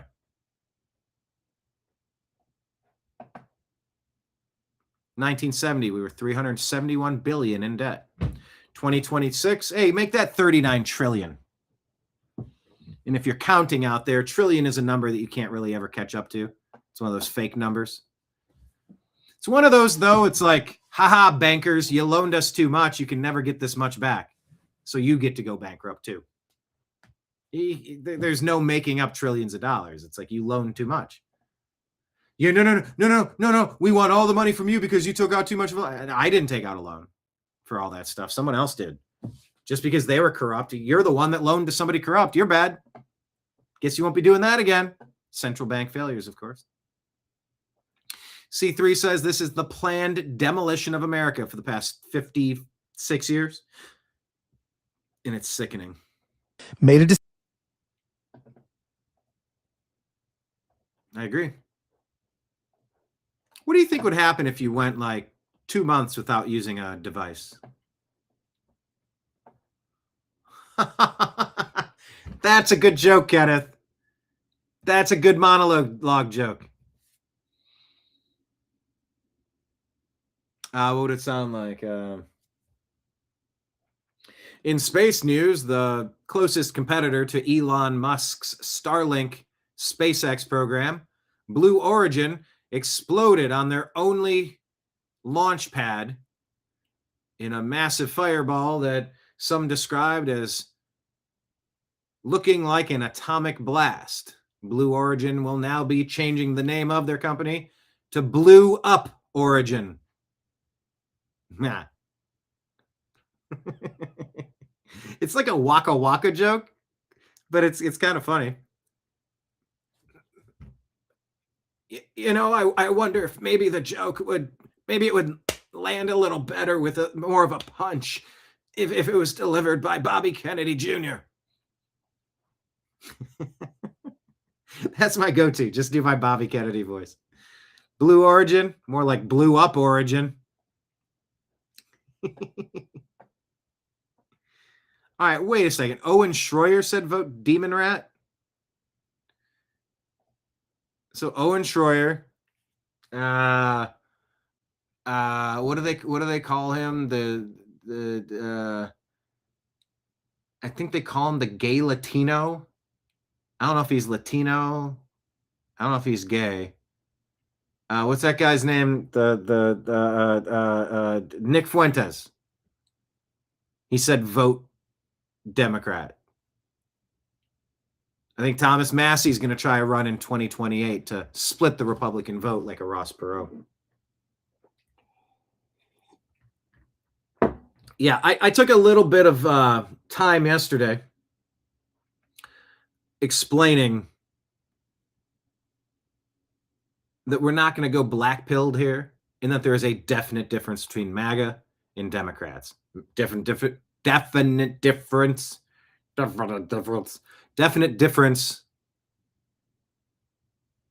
That feels like an Eminem bar. Definite difference. Deference. Different. Defense.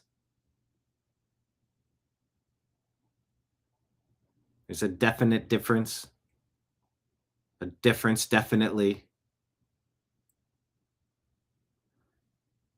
No. You never vote Democrat. Never, never, never. Never. You could never be so frustrated that you're going to vote Democrat. No. No, that is a huge red flag flashing in your face. Do not trust the people that are going to try to convince you to leave MAGA. You know, it would have been better if Kamala Harris was in charge. Said nobody ever. I didn't see Owen Schroyer say that. Where is Owen these days? I haven't met him. I've met Alex. I've briefly interviewed Alex. I asked him about the Never Trumpers at the 2016 Republican convention. Oh, they're just a bunch of George H.W. Bush assholes. Who are the Never Trumpers? What's your message to the Never Trumpers? Because that's what it was. Well, anybody but Trump. I would never. The Mitt Romneys and the Liz Cheneys and the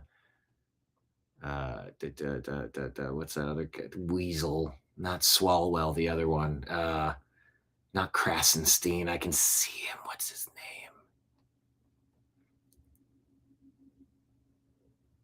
Thought it was. I'm confusing him with Swalwell. No, you never vote Democrat. No,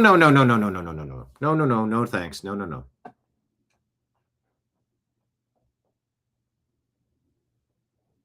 But if you stare at screens too often, maybe you will end up voting Democrat, and that's what they think is going to work. They're casting spells on you. They're broadly casting to you. And for some reason, the elderly, angry whites seem to really eat this garbage up. I know a few. Ugh. Being brainwashed. What if you took 2 months off from being brainwashed? They're not telling me this guy's name, but it's an interesting thought experiment here. Took 7.5 weeks off, no screens. Results are wild. Made a decision to not look at a single screen. So not a... And by the way, do not take this guy's advice and stop watching the TNAM Daily Show. Do not do that. In fact, invite your friends here to the bar to watch the TNAM Daily Show. If there's only one show you watch all day, make it ours. And of course, if you want to support our program, Venmo, Cash App, PayPal, Rumble Rant, Super Chat, and Patreon monthly subscriptions. Okay, this guy's name is Carlos Whitaker. And I don't know the host's name, but let's continue. iPhone, an Apple Watch, an iPad, a TV, a laptop, not a single screen for basically 2 months, 7.5 weeks. That sort of sounds glorious. And I've heard people say they go on vacations or they'll go on a cruise and just say, the best part is when I'm out at sea and none of the devices work. And it's like, yeah, you could sign up for a Wi-Fi pack. It's like, but no. Like just not having anyone contacting and like, I don't have to get back to, I don't owe anyone. I'm not constantly, I'm like the rat pressing the thing, hoping that a little kibble falls down so I can get a little treat. That dopamine hit. I think we're designed to go off the grid for a while at a time. I didn't have great reception in Taos, New Mexico. That's for sure. I was not really connected to the grid. Barely. I mean, this was years ago. This was 15 years ago. I left Taos, New Mexico and started the New American Media like a month later. It was like March and started in April. And if you can think back to the reliability of the internet 15 years ago, it was very different from today. But man, what would it feel like to get away from all devices for 2 months?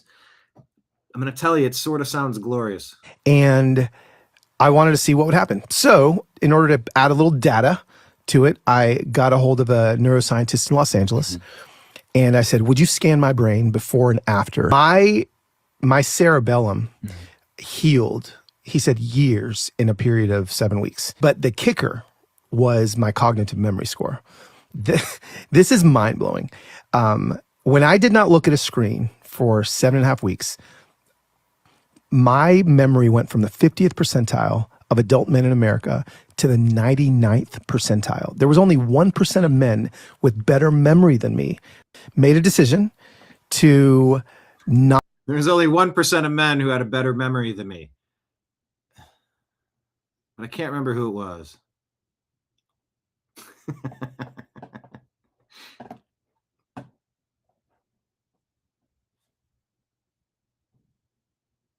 Sounds glorious. I want to try it. Hi, filling in for Brian here on the TNAM Daily Show. My name is... Made a decision. Maybe I'll just have AI do my show. Physics Uncovered posted this. CEOs are quietly realizing the AI replacement plan has a problem. Oh, wait, I was going to have them do my show for me. Well, I take 7.5 weeks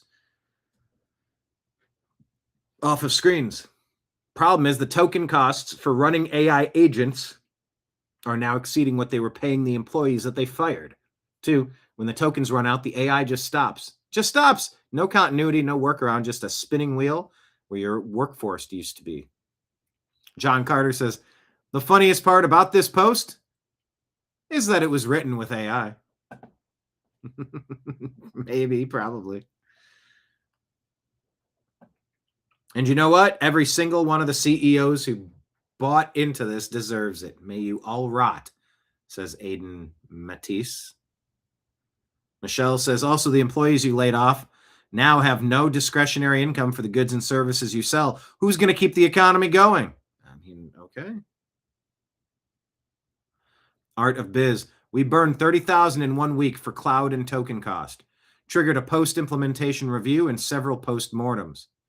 They ended up having to spin it as a pilot project to save face. Cybertech says, I'm sorry, but if you fired your workforce and replaced them with AI, and then when AI starts falling apart, you want my sympathy? I don't know that you'll get it. Tim says, companies still need humans for accountability. When something goes wrong, nobody is dragging an AI model into a courtroom, firing it in a board meeting, or holding it legally responsible for bad decisions. Herbert says the permissions problem is one of the gaslighting issues I can't get over. The security bros on here that talk about AI security and governance are liars. Agents, by definition, can't be read-only programs. Gupta says, quietly realizing. At least write your anti-AI post without using AI, you effing coward.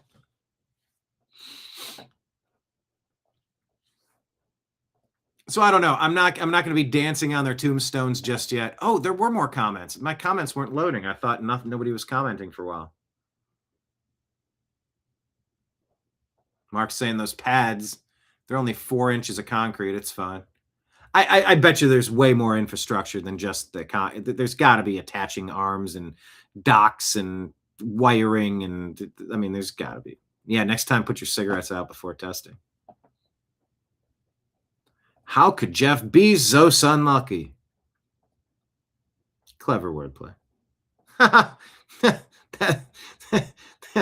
That missile explosion reminded me of my wedding night. Was that Simpsons or South Park where like they make the innuendo and then it shows like the train going into the tunnel and then the hot dog going on the conveyor? But it was like all this like sexual innuendo back to back to back to back. It was a static test, not allowed to launch. It exploded, though.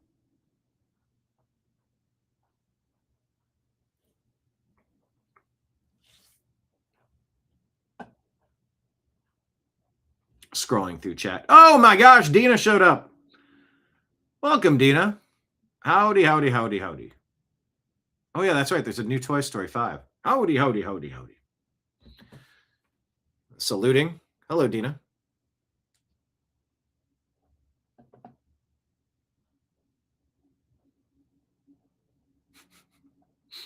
Hire Jamie.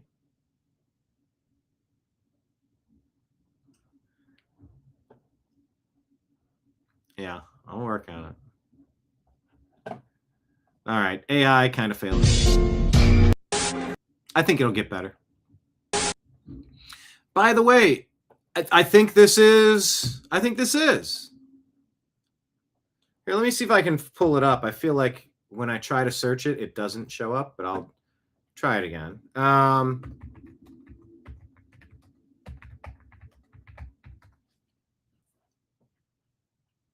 Is it not going to pop up for me? Oh, there it is.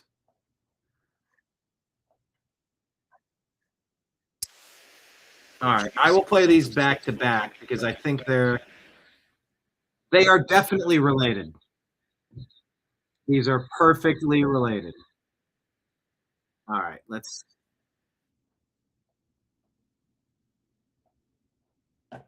show you this. In the timeline, we start with this post on the left from 2018, and we'll jump forward to once the event starts. Because what's up next here? Never forget when Charlie Kirk brutally pressed Hassan Piker over socialism. This was in 2018 at Politicon. Literally right after I talked with Charlie. I said, look, you're not going to take Charlie Kirk off the chessboard and get away with it. Anytime I see Charlie stuff, we play Charlie stuff. Screw you. No, we're not forgetting. We're not forgiving. We're not letting this stuff go. So this is how it started. Let's press play. .com. All right.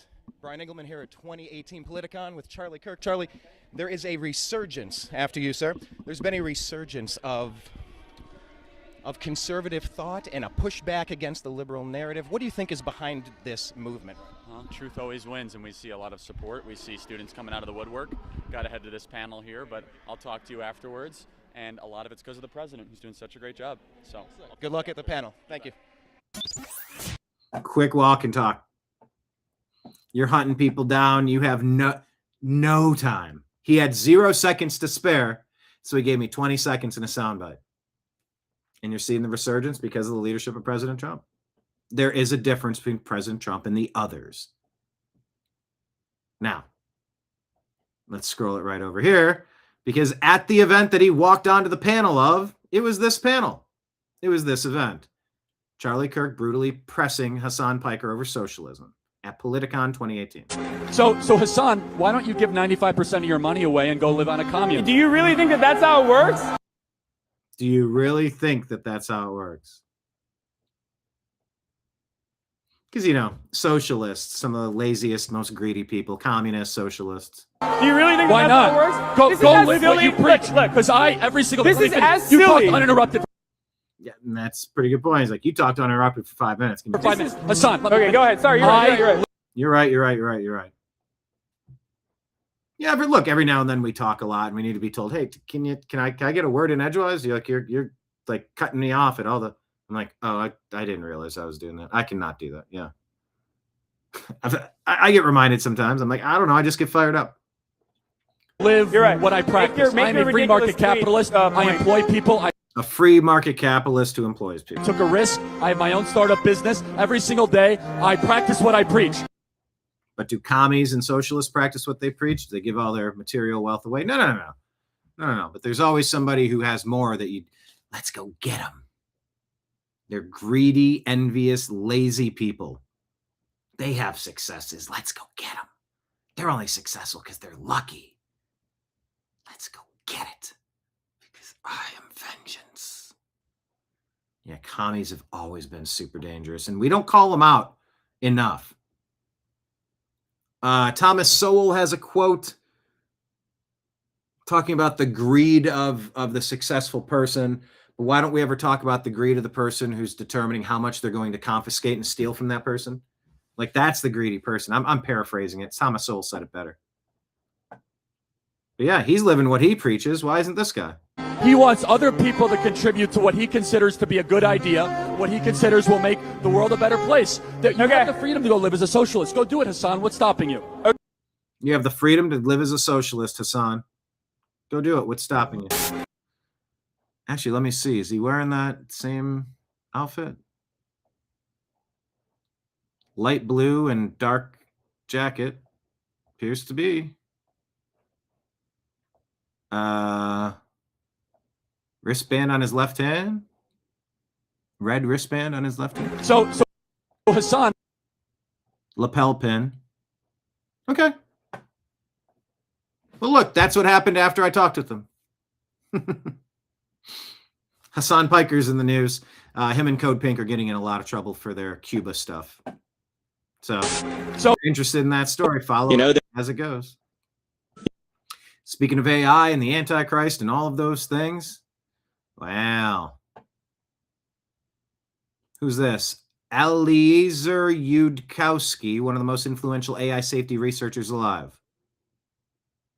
If anyone builds it, everyone dies. That's the name of the book. And co-author Nate Soares discussed the warning that Silicon Valley is ignoring. You know, there's a joke in Silicon Valley that when someone leaves a normal tech job, they say, you know, I've had a great time here and now it's on to the next adventure.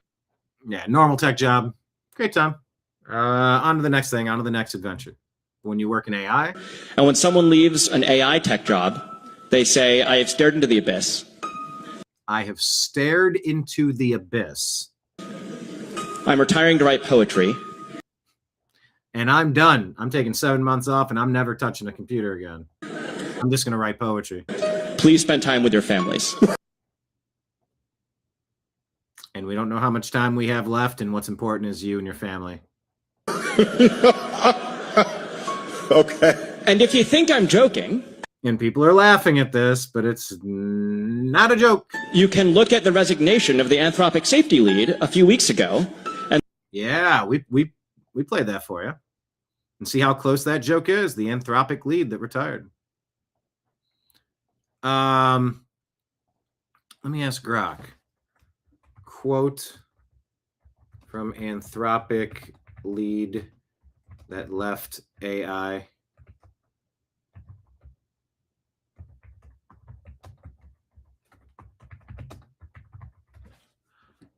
Let's see. Quote from Anthropic lead that left AI, apocalyptic cryptic quote. See, there's another Eminem. Apocalyptic cryptic.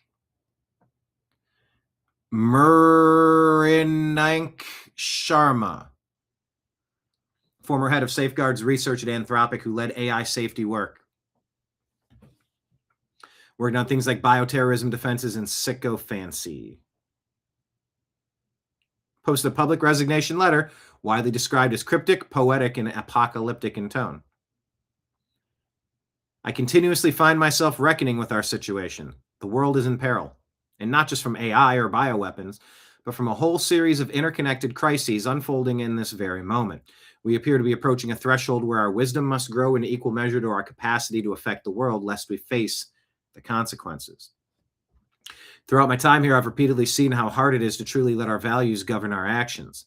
I've seen this within myself, within the organization, where we constantly face pressures to set aside what matters most.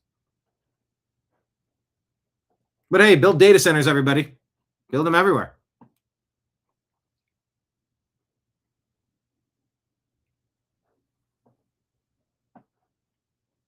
Yeah, so Sam Altman fled to Rome. That's the story. It's scary. Sam Altman can't control his AI. Well, it's not his. You know, there's a joke in Silicon Valley that when thing, but you know how they do.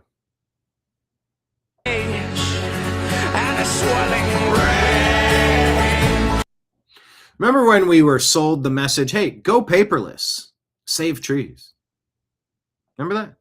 But now the digital age is destroying more nature than paper ever did. Yeah, I'm a big proponent of having things written on books in your personal libraries. If everything's digital, they can flip their fingers out. Benghazi never happened. There was no Benghazi story. What are you talking about? What? Pallets of cash to Iran? That never happened. Find me one article that shows that. It's all been scrubbed from the internet. You know, like YouTube tried to do to my Tool video. Like I can't make a graphic visual representation of something set to a song.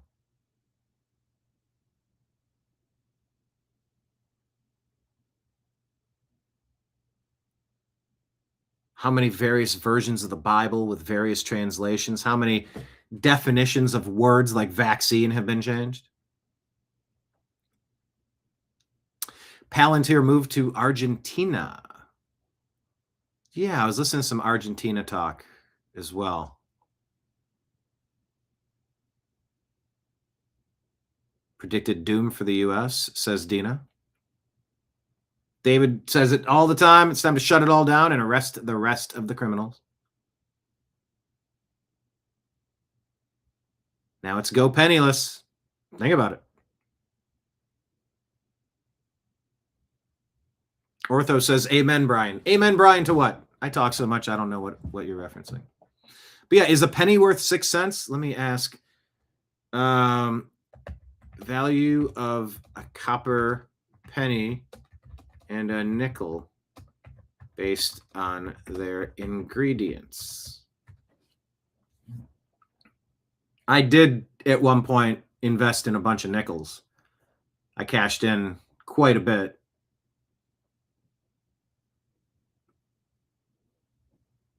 Per pound. Melt value from a pre-1982 copper penny, 95% copper, 5% zinc, 4.2 cents. About 0.0419 melt value. Zinc penny, whoa. I'm sorry, what?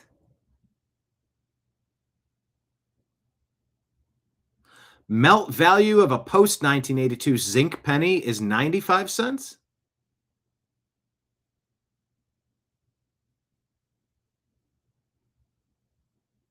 Oh, no, I'm sorry. Different decimal. 0.95 cents. 0.0095 of a dollar. So not, huh? All right, so that's not even a penny. 4.2 cents. Now, a Jefferson nickel is 7.6 cents. So that's 50% higher than its face value.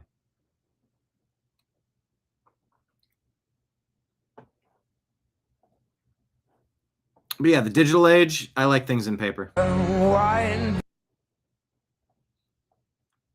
Kevin Kiley in California says, now that we've cut off federal high-speed rail funding, we need answers as to how the state could spend $17 billion over 17 years without laying any track. Last week, we voted to authorize a full investigation into the project, resulting in a comprehensive report to Congress. $1 billion a year with a moving deadline and a disastrous result makes absolutely no sense. There's nothing the Democrats won't money launder.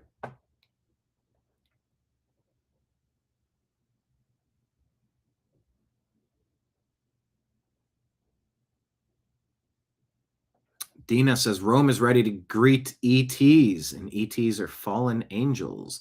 David says the Vatican is full of Satanists. Ortho, history is easily erased. I asked Ortho, he said, amen. I said, amen to what? He goes, I don't remember. Good, that makes 6 of us. Yes, the fallen, the Nephilim.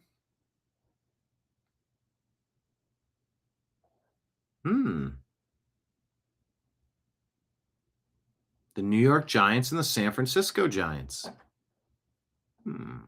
I did have a Giants story in the stack. I don't know if I got to it yesterday. What's it coming up? Now, here's a recreational conspiracy that's not really recreational. It's very valid. I say this all the time. I don't know who the interviewer is, but it's at Blaze TV. Liz Wright, the wife of Trump Energy Secretary Chris Wright, answers this. What's a conspiracy theory that you believe in? I am not a conspiracy theory person. I wouldn't even, unless I say political, and I think conspiracies that the teachers' unions want to keep the students stupid so they can control them and turn them into Democrats. But that's a good conspiracy theory. that's really good. That's a new one we haven't heard yet. What's a no lies detected. That's why when you go to get more indoctrination, you know, the deep state loves telling you stuff like, well, you know, Trump loves the uneducated voters. Or, well, look, college grads, they all vote Democrat. Yeah, you know why? They're addicted to people pleasing. Yes, teacher, tell me what you'd like me to regurgitate. Have some more political indoctrination toward your globalist, communist bullshit.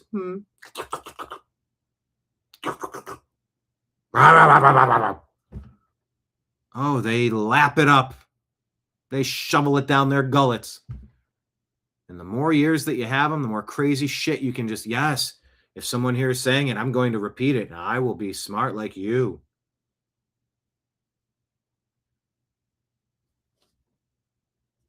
Yeah, more education is more indoctrination. Not necessarily a good thing. But yeah, teachers' unions want to keep the students stupid so they can control them and turn them into Democrats. That feels quite accurate. What's a conspiracy theory that All right, folks, let's make a shift over to our X account at American_media_. From sports to spirituality, comedy to Congress, and freedom to firearms, seeking truth, challenging dogmen, having fun, join the mostly civil conversation at American_media_. Additionally, if you like the program, consider becoming a monthly subscriber. It could just be a couple bucks a month and you just set it and forget it. You know, $5 is $60 a year. Like anybody can swing that. Thank you to everybody who has. And if you haven't yet, please consider going to Patreon, Rumble, or YouTube, all under the New American Media, and just hit the subscribe button and figure out how much you want to do monthly. Super appreciated to everyone who has. And if you haven't yet, please consider doing it.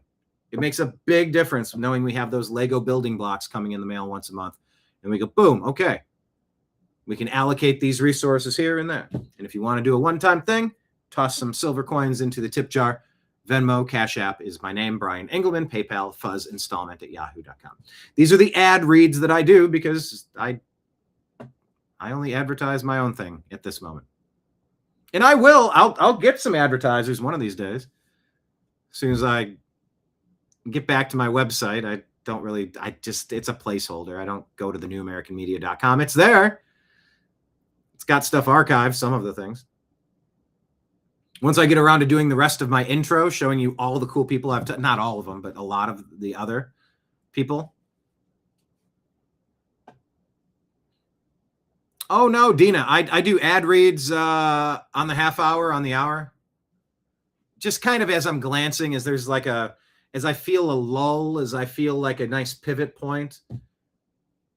And usually when I spin from Instagram to X, I just remind people that, hey, if you like this, please support us. If you'd like to see more of this, you got to water your. I was planting things yesterday. I planted. What did I plant? Radishes, flowers, watermelons, rosemary, peppers. I got so much more to plant. So much more to plant.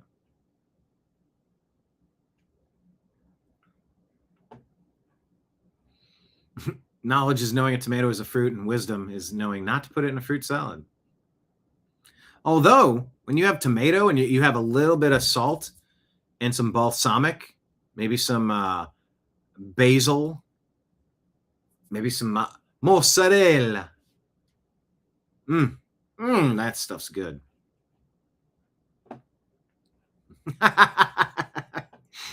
Kenneth off the top ropes. Super chat, $10. Thank you, sir. He threw a 1963.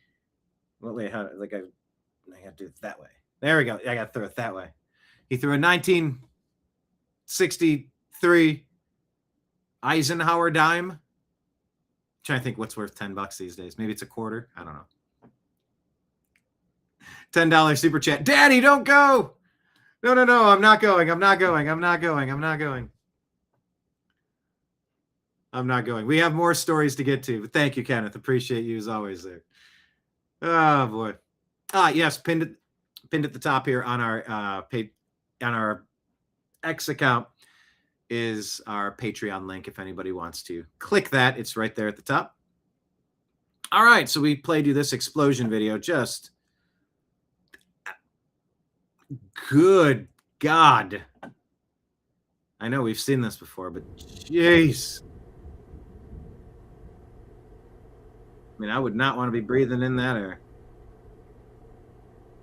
Yeah, because you got to imagine, I mean, all of these towers, and it's not just concrete. I mean, it's like the whole structure. I wonder how much of it is completely destroyed. Okay, let's check in with Harry Enton on CNN. Does Spencer Pratt even have a chance at winning the mayor race? Oh, I'd say he'd be the shoe-in. He'd be the obvious winner, except that I'm expecting rampant cheating. Chances are up significantly. Chances are up significantly. Win, Pratt can. Chances are up significantly. Up significantly over the last. Significantly. Up significantly over the last few months. Chances are up significantly.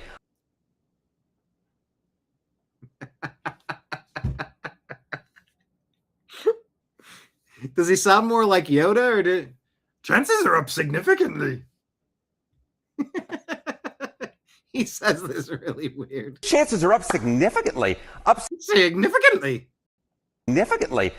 Significantly. Up significantly. Significantly. Significantly. Significantly. Up significantly. Up significantly over the last few months. You know, you go back a few months ago, February 26th, he had just a 7% chance. What is that? That's 5 plus 2. Now it's up like. He's doing a lot of clapping. That's 5 plus 2. Okay, what are we? I'm sorry. There's so much going on here. How's it going, Harry Enton? Well, I think this is going up significantly. 5 plus 2 is 7.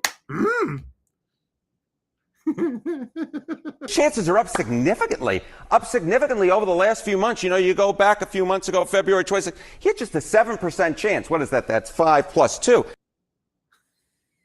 Thanks for defining. Thanks for defining what 7% is.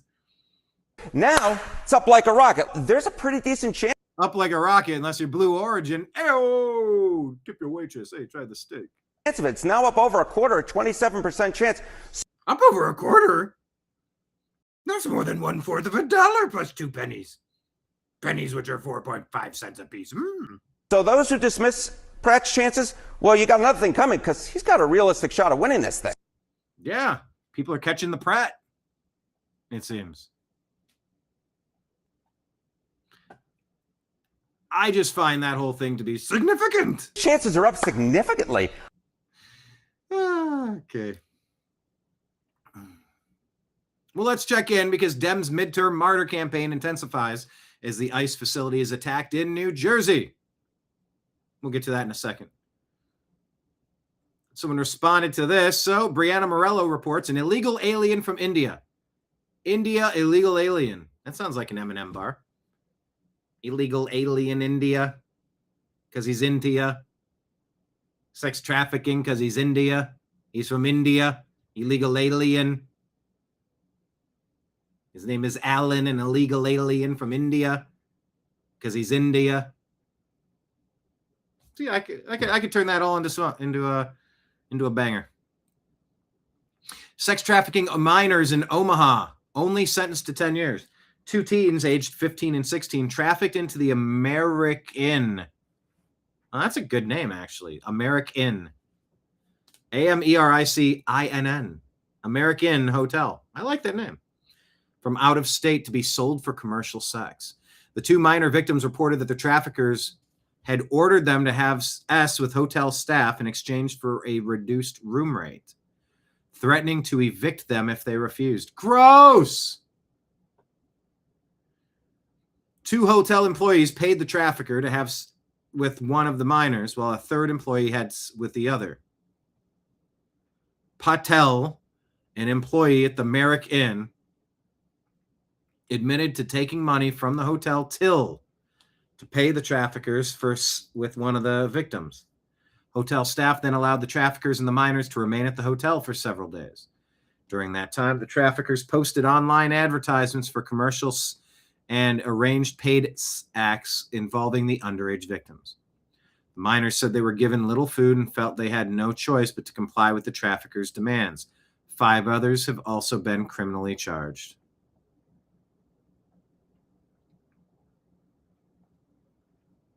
Another illegal alien breaking and entering into America.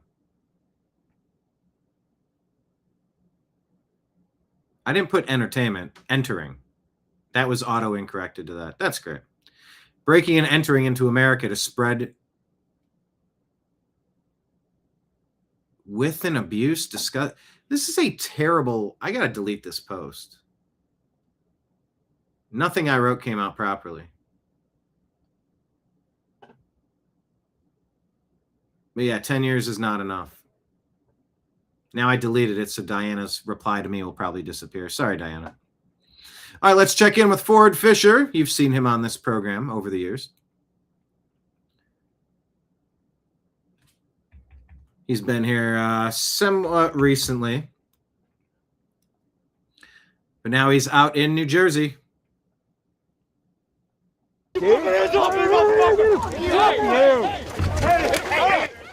Agents press forward as protesters form blockades, deploying mace and activating tasers, pointing them at the crowd around them. Ford was actually maced in the side of the face during this clip, causing me to stop for the night.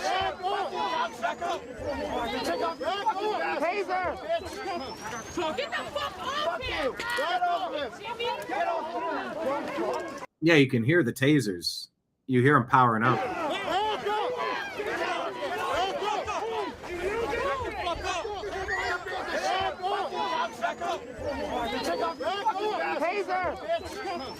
Get the fuck off him! Get off him! Get off him!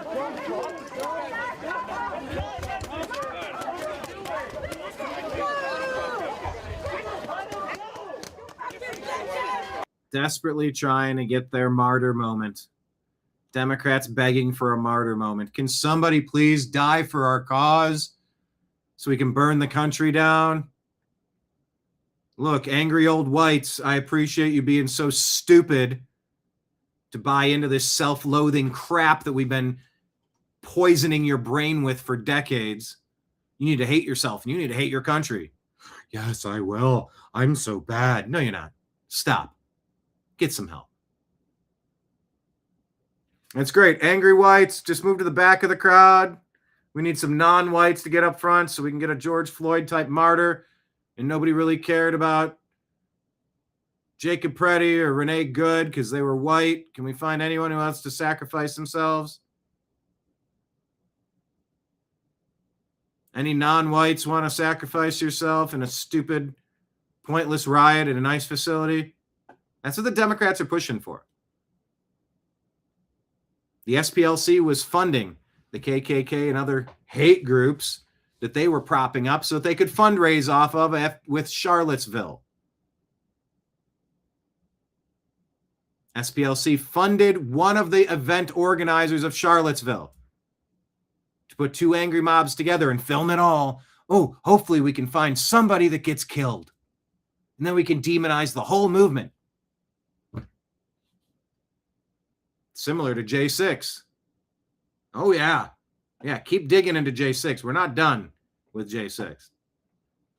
David says everything is out of control. These people have lost their minds. Or they're being paid or...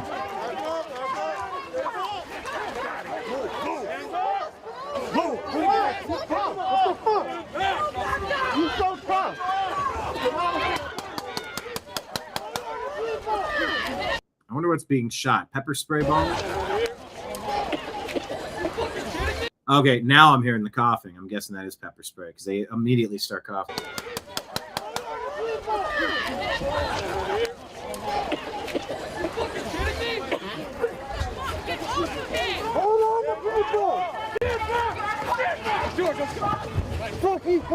Get out of the area! Stay back!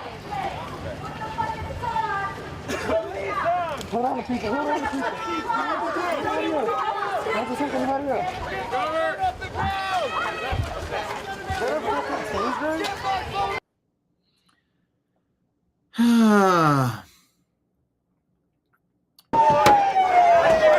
Mulaney Hall. They're trying to blockade ICE vehicles entering and exiting as a hunger strike reportedly takes place inside.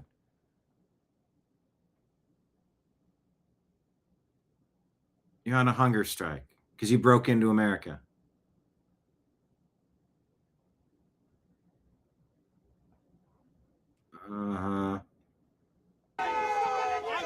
Vehicles go in and out, flurries of conflict and arrest.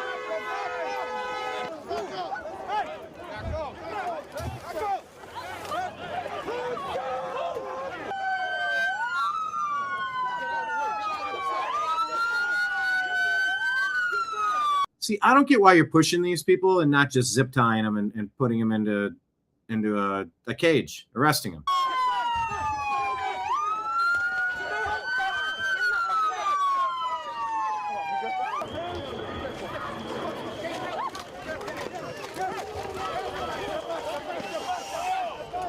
The amount of restraint you have to use.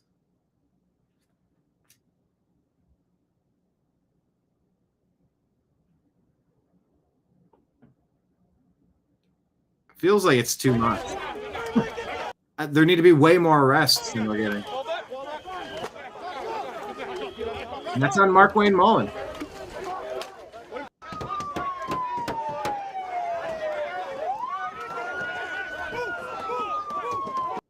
Yeah, all right.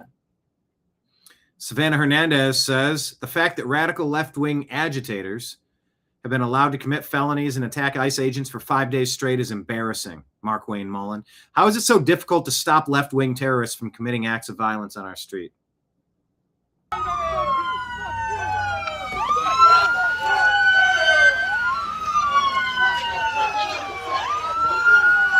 I guess that's mostly the same video there.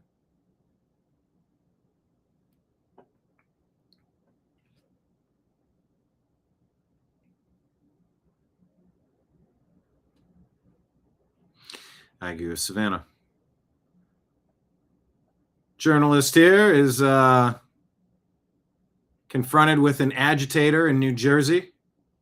Gets in the face of this journalist and then gets pepper sprayed by ICE. Again, why are you raising your voice and violating my personal space? Because I can talk to you however I want.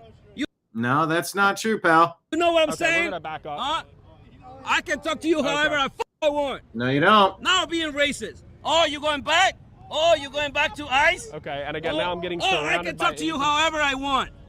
What's up? What's up? You want to push back? Oh, yes, go this way. I'm getting like attacked. It's a Yeah. fucking racist ass.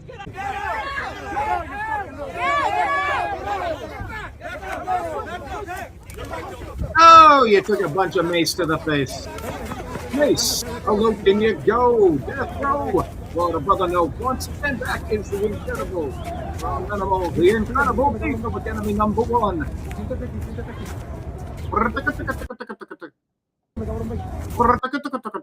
You listen to the friend consoling him.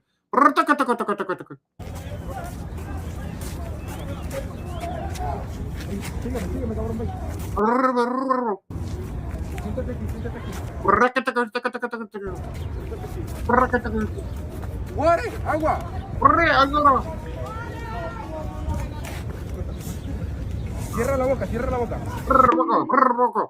FAFO. Thanks, ICE.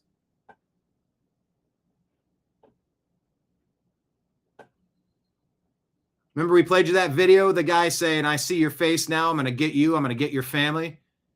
And your little dog, too. Well, Acting Attorney General Todd Blanche just confirms federal law enforcement will be,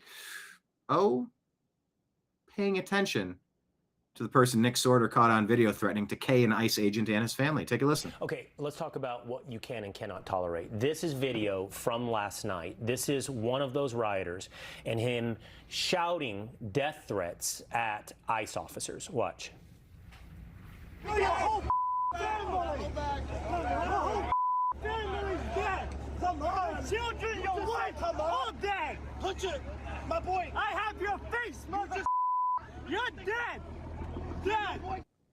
You're dead, your children, your wife, your whole family, I'll kill them all. And then ironically says, I have your face. We all have his face. Yeah, so do we. And look, that's a federal crime. And not only threatening the ICE officer, but think about how disgusting this individual is, threatening his family and his children with death. What is this man doing? He's just doing his job standing there. And so that is disgusting, that what you just showed, and we see his face. And I promise you, we will find him. And when we find him, we will arrest him, because it is a crime not only to threaten law enforcement, but not surprisingly to threaten their family as well. I'm waiting for this update. And there has to be more arrests made with these people. There's only a very small number of these idiots constantly doing that. Constantly causing these problems.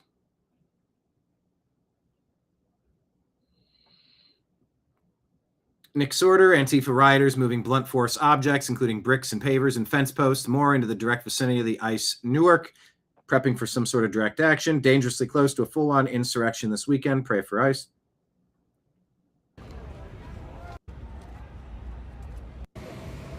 Yep. So watch for this to pop off. I need to reach out to Ford. Not that he'll have time to respond, but I keep telling him, get the hell out of these. He got maced in that last video. He's been hit in the eye. He's had urine thrown on it. Like Ford's one of the best in the field. One of the best in the field at gathering this footage and getting it out. And it's one thing to gather the footage. It's another to get it out and clip it and to splice it and to put all the... It's a lot to do. It's a lot. I just wish he'd find a different line of work, because it's the rule of stupid. Don't go stupid places with stupid people doing stupid things. This is a stupid place where stupid people are doing stupid things, and I just don't want him to be collateral damage.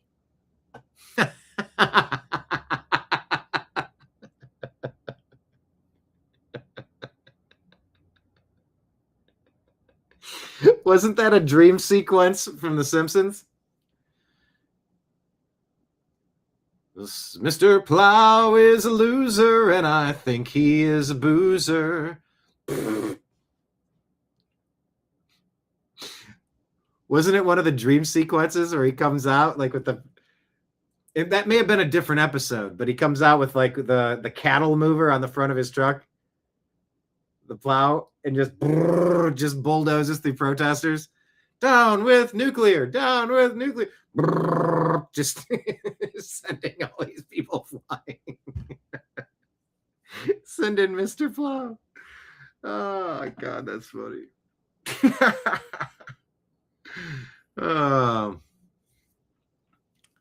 Jamie Dimon pushes back on New York City Mayor Mamdani, calling for higher taxes, arguing the politicians should focus on fixing government rather than seeking tax hikes.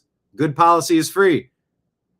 Let's just listen to it. There's a lot. I thought it was just a line or two. You've got people leaving California because of this potential billionaire's tax. Oh, they're going after landlords. I left Los Angeles. I could see the writing on the wall during COVID. Oh yeah, deadbeat tenants. They don't have to pay if they can, just claim a COVID hardship or something. They don't need to pay you rent. Good. If you don't pay rent, then the mortgage doesn't get paid. It's not like I own this thing outright. So you're saying that you're going to penalize me because I'm an evil owner of a little shitty condo in your crappy blue city? Nah, I'm done. I'm selling. I'm getting out of here. I got to bounce. New York. Oh yeah, people are fleeing these big backward blue cities. Big backward blue cities. Potential billionaire's tax. What do you want to say about Mamdani in New York? I think good policy is free. I feel like telling the politicians, don't try to raise more taxes or spend more money. Sit down and fix policy. And I think you can grow 1% faster. I literally believe that. And the public knows you can't get certificates of occupancy. You can't get roads built. The bridges. Well, that's like the Baltimore Bridge. The Baltimore Bridge was supposed to be built by now. It's another 5 years. I go on and on and on. You've been talking about this for so long. It's frustrating. It hurts. It's embarrassing, and it always hurts the civilians of our country. And so, I had a great meeting with Madami. It was pleasant, But I said everything I wanted to say. I've seen mayors grow into the job. I mean, he's running a city of 300,000 employees now. He's never had a job like that. I've seen mayors who they fail abysmally because they can't administer themselves out of a paper bag, or ideology blinds them to practical, realistic, real world policy. And so we'll see. And if I can help them do the good stuff, I'd be happy to do that. Yeah, but Jamie, give me a break. He did a video in front of Ken Griffin's house. I mean, that's a security issue. I agree. My guess is he probably regrets that, but you got to ask him that. All right. Ask him that. Dopey commie.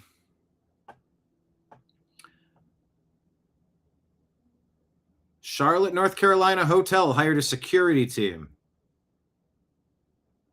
Okay. The stuff coming out of Charlotte from Matt Van Swole is unbelievable. North Carolina feels just about as conquered as Minneapolis. Those innocent people that are living there were duped. This is a hotel that advertises that they have 24/7 security on the property. They advertise. You go to their Facebook page, we have 24/7 security. And that's important in that area because it's a high crime area in Charlotte. But what they don't tell you is that the security officers that they hire and that they employ and that are there at that hotel 24/7 are among the defendants that we arrested today. But their security team, we allege, are felons. They have extensive criminal records, violent crimes, drug crimes, you name it. They sell drugs. The security team is selling drugs there. They're selling fentanyl, crack cocaine. They're selling pills that they're telling people are ecstasy, but we tested and they're actually methamphetamine. And they're selling guns. The security team is selling guns to people that shouldn't have them out of that hotel. And those innocent people that are living there were duped. This is awesome. So when you have things under control, leaving California doesn't mean you have them under control. There are so many different angles by which, from which, with which. Sandwich.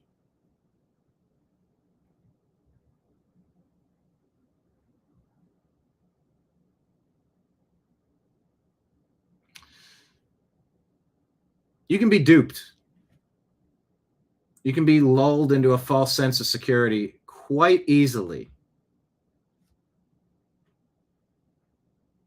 Remember, it stops and starts with you.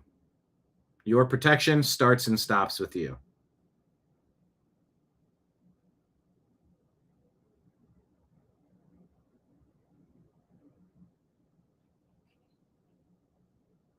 Let's check in on Texas. Texas couldn't be going crazy, could it? Well, take a look here. Wall Street Apes put this video out.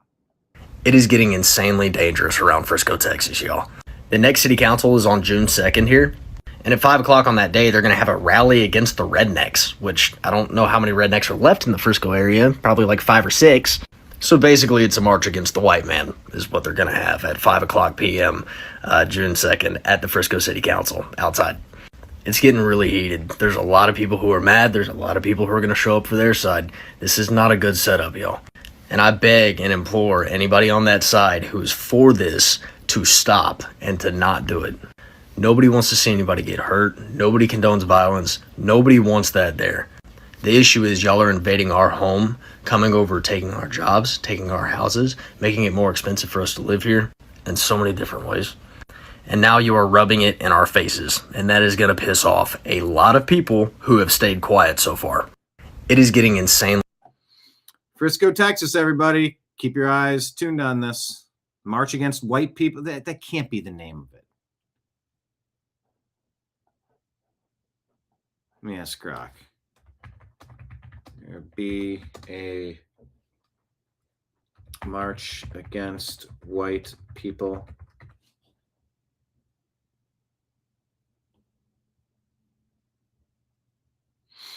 No. Oh, shut up, Grok. Look how dumb Grok is. They say, no, there isn't a march against white people. Come on. The closest thing is a local rally against rednecks. Oh, okay. Rally against rednecks. See, you can't talk about people's bodies without it being racist. You can't be a redneck. You can't be a wet back. Any sort of reference to a body part is instantly racist. Or wait. Are the rules different against whitey? because whitey's the root of all evil. Everything bad is white. All white people are demons, right? That's what the deep state Democrats have been pushing for decades, along with some rhinos and a lot of angry white female leftists buying into this crap. Munchausen syndrome, Stockholm syndrome. Am I thinking too much about this? Am I putting too much energy into that? Good grief.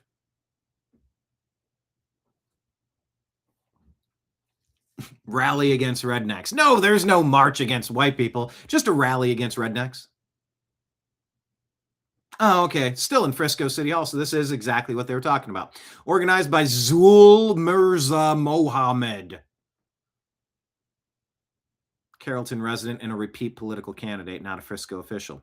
Flyer promotes it as celebrating the contributions of our local Asian community while mocking critics as low-class people, trailer park trash yokels, referencing rednecks, highlighting doctors, lawyers, engineers, IT professionals from immigrant and Asian backgrounds. Rally against rednecks stems from heated Frisco City Council meetings over rapid growth, H-1B visa-driven demographic changes. Asians are now 35% of Frisco's 245,000. Holy shit. Mosques and temples and job and housing pressure and anti-immigration speeches like Jake Lang. Mohammed has a criminal record, pled guilty to 106 felony counts of mail ballot fraud. Holy shit. Look at what happens when you do a deep dive. Look at what happens when you do a deep dive. Do a deep dive. Pled guilty to 106 plus felony counts of mail ballot fraud. But wait, in the 2020 campaign, I'm old enough to remember being told, just like vaccines are safe and effective with zero side effects, it'll totally prevent everybody from getting COVID or transmitting it, right? Joe Biden totally got 81 million legitimate votes, and there was zero evidence of any voter fraud anywhere. 2020 was the perfect and only pristine election in the history of elections. Joe Biden was just that popular, sniffing kids and being pulled on puppet strings like Weekend at Bernie's. Obviously, the guy who didn't have the energy or mental fortitude to campaign, of course he got 81 million totally legitimate votes. Of course he did. And if you have any differing opinion, you have a countervailing view to that, you're kicked off of social media. Brian Engelman, the New American Media, the Agree to Disagree show, the precursor to the TNAM Daily Show.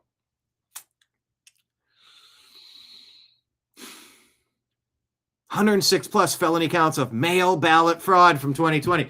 But wait, I thought that never happens. I was reliably told there is no such thing as voter fraud. I mean, I guess except in 2016 when Russia got Trump elected or something.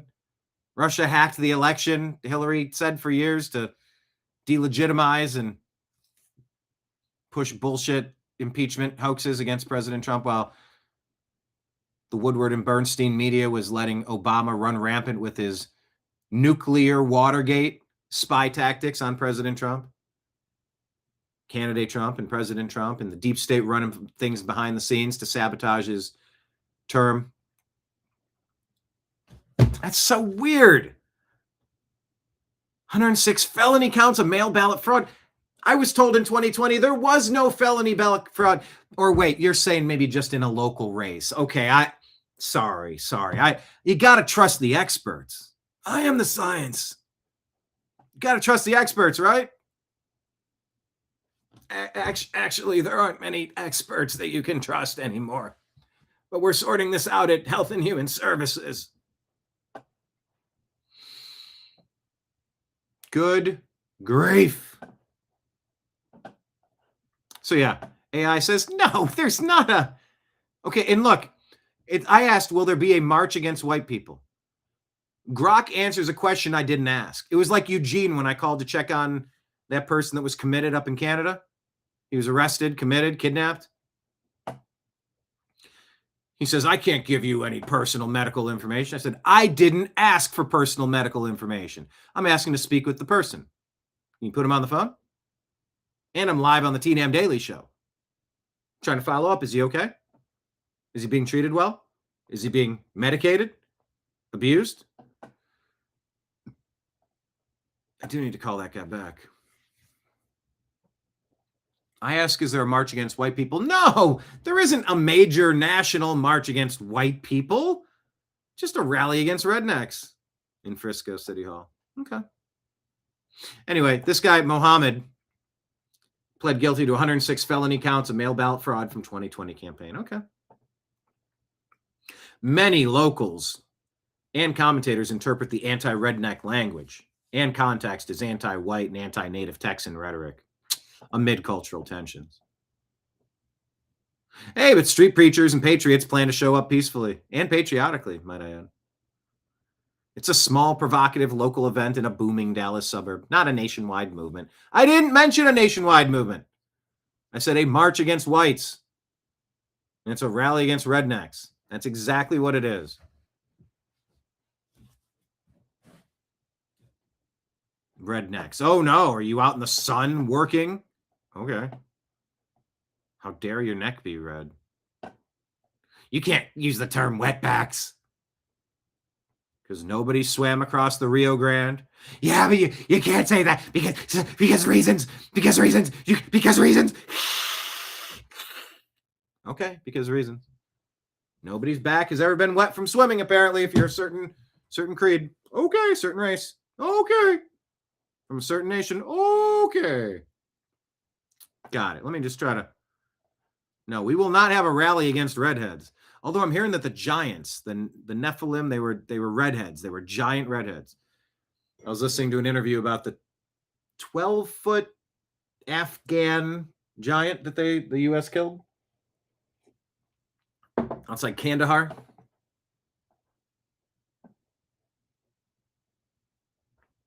Racial tension is real in high immigration areas with fast change and open hostility toward rednecks or working class whites or any group. It fuels division. America works best when people debate policy openly without ethnic score settling. Free speech allows this rally. It also allows pushback. Thanks, Grok. I mean, that's the D-. You passed.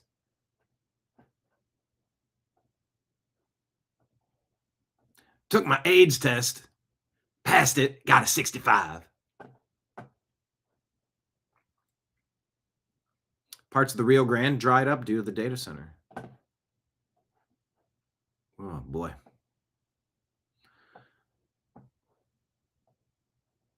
Oh, Matt Van Swol with another awful story. A man with 40 previous charges.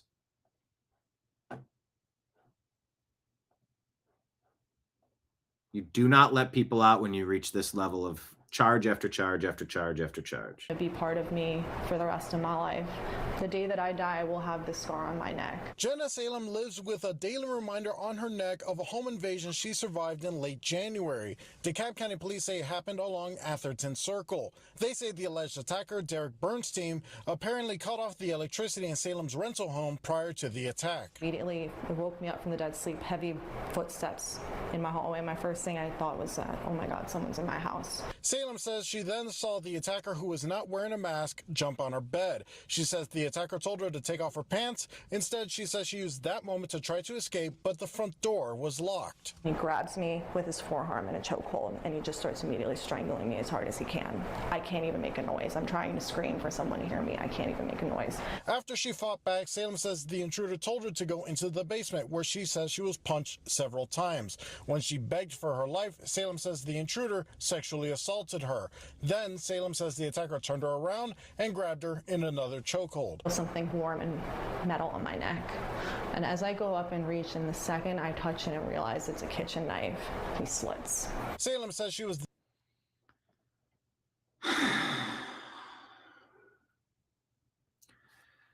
We must bring back public executions. Gruesome, barbaric, just. You erase MFers like this, and you make an example out of them, and you let their carcass dangle and let the birds peck at the eyeballs.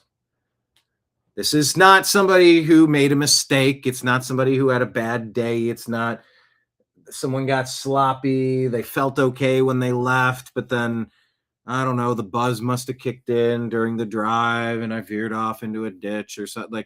Like there's no level of, oh, we were in a heated argument and something. Like, you can excuse away. You can sort of downgrade and go, look, stuff happens every day. People get fired up and mistakes happen, accidents happen, and things happen all the time. There is no universe where this thing is human. There's no universe where this thing is rehabilitated. There's no universe where you ever let this monster out of a cage. And you know the best way to make sure you don't let a monster like this out of his cage? You strap in to an electric chair and you flip the fucking switch.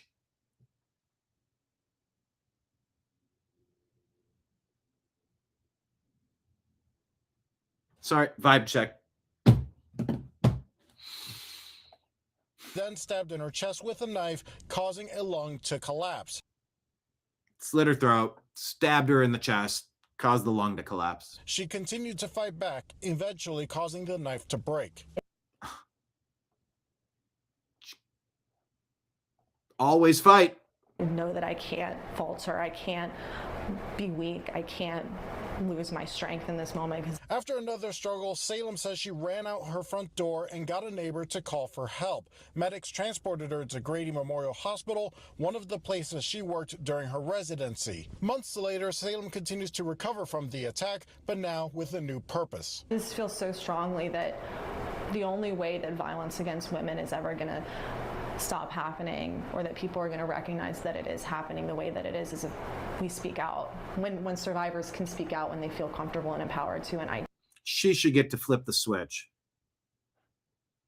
Move this demon back to hell where he came from. That's not a human. That's not a human.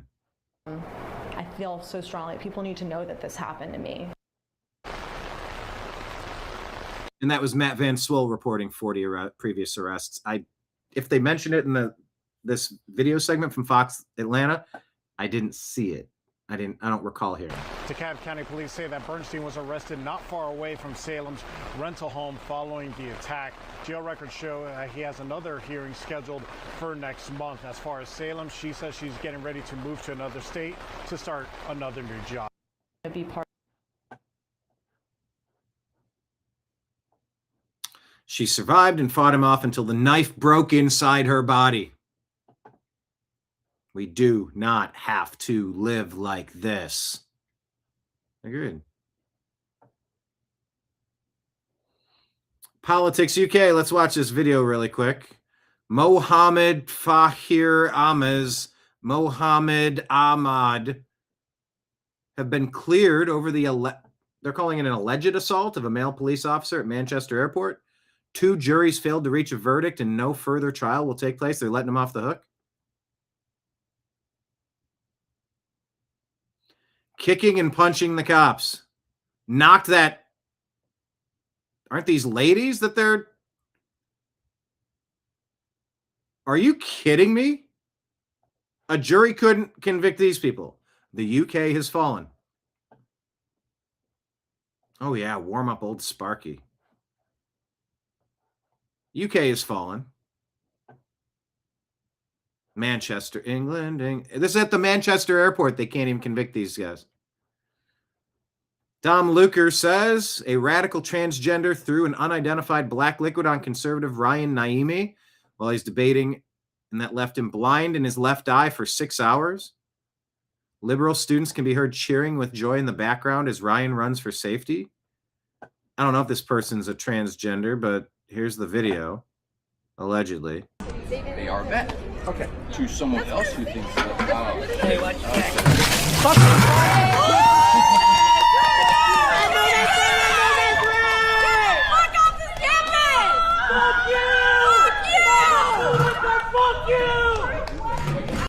They are bad. Okay. Can we find out who that was? Identifying by the shoes or something else? Need more info on that story. Scott Pressler announces a primary challenge to Senate Leader John Thune in 28 if Thune doesn't get the Save America Act done for the midterms. Pressler is now hiring in South Dakota, Thune's home state. He warned them. After Senator Cassidy's loss in Louisiana and Senator Cornyn's loss in Texas, Leader Thune still has the opportunity to pass the Save America Act. I can make one promise. If the Save America Act does not go into effect before November 26, Leader Thune will have a Texas-sized primary on his hands peacefully. Listen to the will of the people or face a primary. Tim Burchett wore this hat through the airport and got 3 heck yeahs, 1 fist bump, and a dirty look from a guy in skinny jeans. That's how I knew we had something special. My dadgum Patriot hat is available for a limited time. Claim yours now. See, I never spelled it with the D. I just D-A-G-U-M or D-A-G-G-U-M. I never put the D in dadgum. It was daggum. But if you want a hat, go to Tim Burchett's page. Get yourself a dadgum hat. Maybe I could co-opt that and do something. Dadgum this or that. Dadgum something something. AOC is preaching solidarity in her why is she wearing a hijab? Is she an Islamic supremacist? And wokeness says the male-only crowd ignores her and speaks over her. Selflessness and solidarity. And most importantly, we renew our commitment to work. Because when we join together with devotion to our neighbors, our community, and to this country, we can bring light into the darkness. So thank you once again for having me here today. Eid Mubarak, and now I gotta say, I thought this might have been a little mislabeled. Everybody everywhere is talking over it, like not paying any attention to what this broad is yapping about. Check out yesterday's program. Henry Nowak's killer was convicted of murder. Show us the police body cams and Henry's phone videos. Check out yesterday's program. Here's our Rumble link.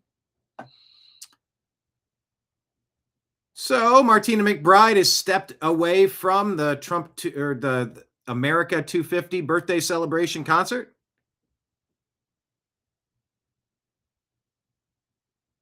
So you got that. Martina McBride has walked away. I think some washed up rocker did too. I don't know, Brett Michaels or something. Someone else did. Yet Martina McBride performed at the White House for Obama. Oh. Don't want to make something political, I believe was the comment. Okay. But look, a great opportunity just opened up. Get someone in there. Okay. See ya.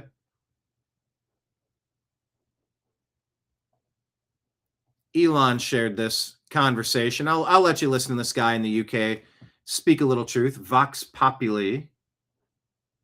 It's a tall dude. How tall is this guy? But not all of England is lost. Not all the UK is lost. But man, you better get it together and get it together quick. So what has persuaded you to come out today?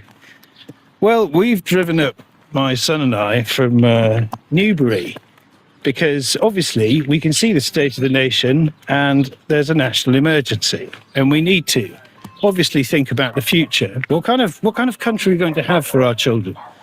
Or are we going to have a nation at all? Now, I'd rather live in a nation and not a market, not a borderless international supermarket browsed by mutually hostile strangers, not something that reduces us all to bargain hunters.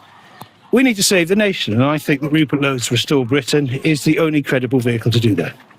What was it that made you come over? What were the issues that pulled you to Restore, and what was the moment? Well, you can see that there's obviously there's the bankruptcy of the general liberal idea. There's the fact that you get a sense that the Western idea and the ideas we've had since the Second World War are winding down themselves. And at the same time, you can't escape the fact that we appear to be morally as well as financially bankrupt across the West, across Europe and in Britain, that the whole system is in a form of crisis. If you like, what we used to call... By the way, this lady in the back was doing like a Benny Hill dance. Watch this. Actually bankrupt across the West, across Europe and... What's the sax? Yakety sax? It's not the clown song. But it's close. Yakety in sack. Britain that the whole system is in a form of crisis. If you like, what we used to call normal life has been replaced by a permanent state of emergency in terms of our social incohesion, in terms of demographic change, in terms of the fact that there appear to be no realistic solutions offered, and whoever you vote for, the same mad policies get continued throughout your life. And that's what I've seen the last 30 years. And if it goes on, we're finished. So what does finished look like? What does finished look like? Finished looks like an economic collapse. Finished looks like spending all your money on foreign wars when nothing works in the country. Finished looks like you can't get a job for being competent. There's no sanity even in recruitment. We have a competency crisis because for increasingly ideological and insane reasons, employment opportunities, even training opportunities are restricted. There's one news story after another about why, for political reasons, we're doing mad things that bankrupt the country, that basically park people's careers, that exclude talented people of genuine principle from any area of influence whatsoever. And taken collectively, this is the politics and economics of national suicide. Anyway, this guy goes on for 13 minutes, but he's very articulate. He's very good to listen to. It's not the circus song, it's yakety sax. That's the one. Now you recognize it, right? My head goes, but that's not it.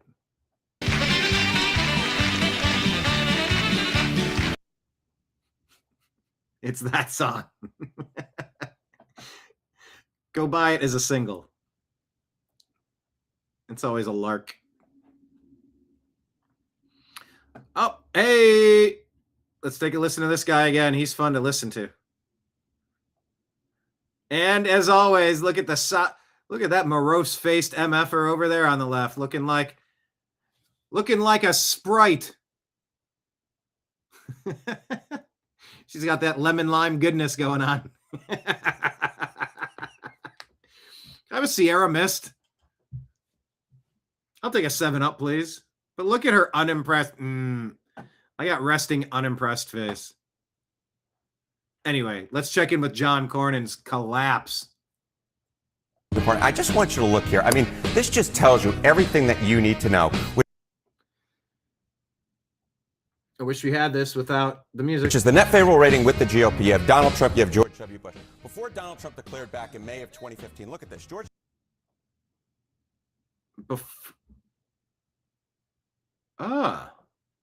Net favorability rating with the GOP. Before Trump declared, Trump was down 45. Bush was up 58. It includes leaners. Leaning Trump, leaning Bush. Okay. But look at that. His negative 45 went to plus 61. That's like 100. That's like 100.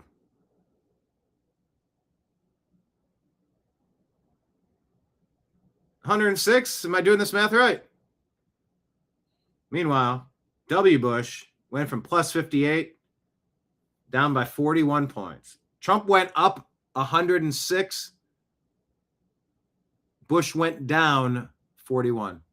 Donald Trump is now at plus 61. That's over a 100-point shift in the positive direction. Okay, my math is right. Over 100-point shift. And look at what happened to George W. Bush.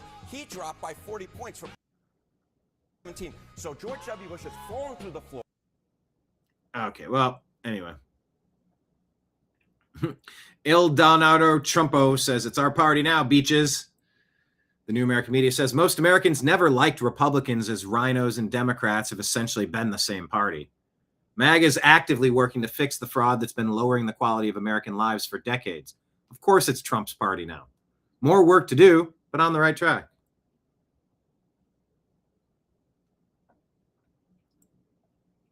Hey, remember we mentioned those fraud states? We said Arizona, New Mexico. Let's check in on New Mexico. Here's Democrat Governor Michelle Lujan Grisham. Let me tell you, the Democrats are the party of women, and Republicans are the party of men. Republicans are the party of common sense. I know the CNN. Harry Enton. He's always so dramatic. But hey, I like him. He's bananas and rice. Yeah, no, you're right, Dina. I don't know how to.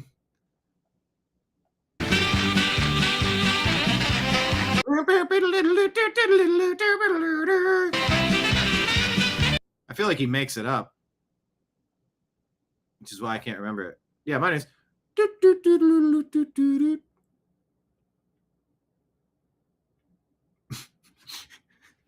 Homer goes to clown college. Marge looks at him.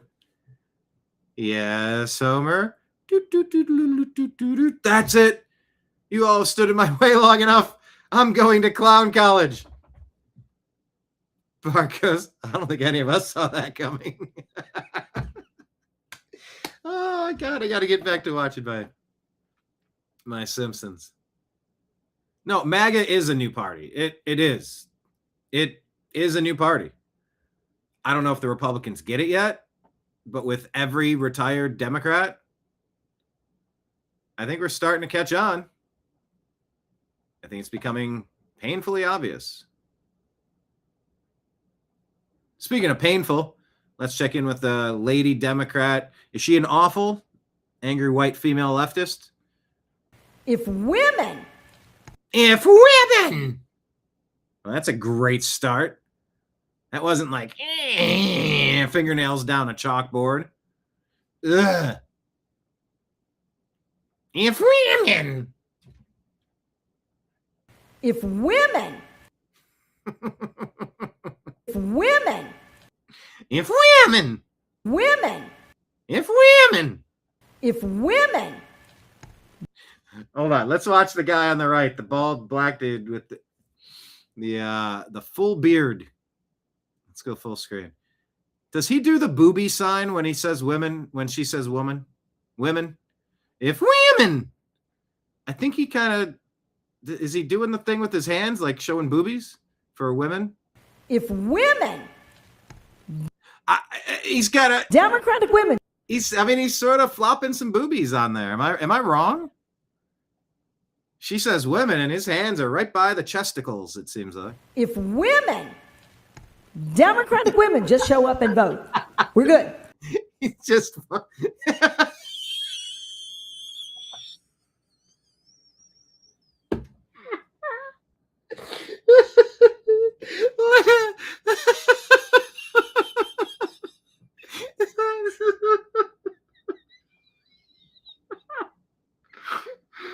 Please show this on audio side by side.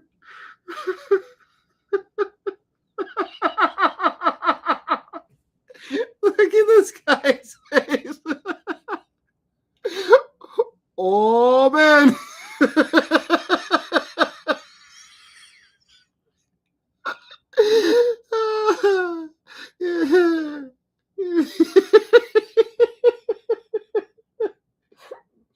Oh, shit.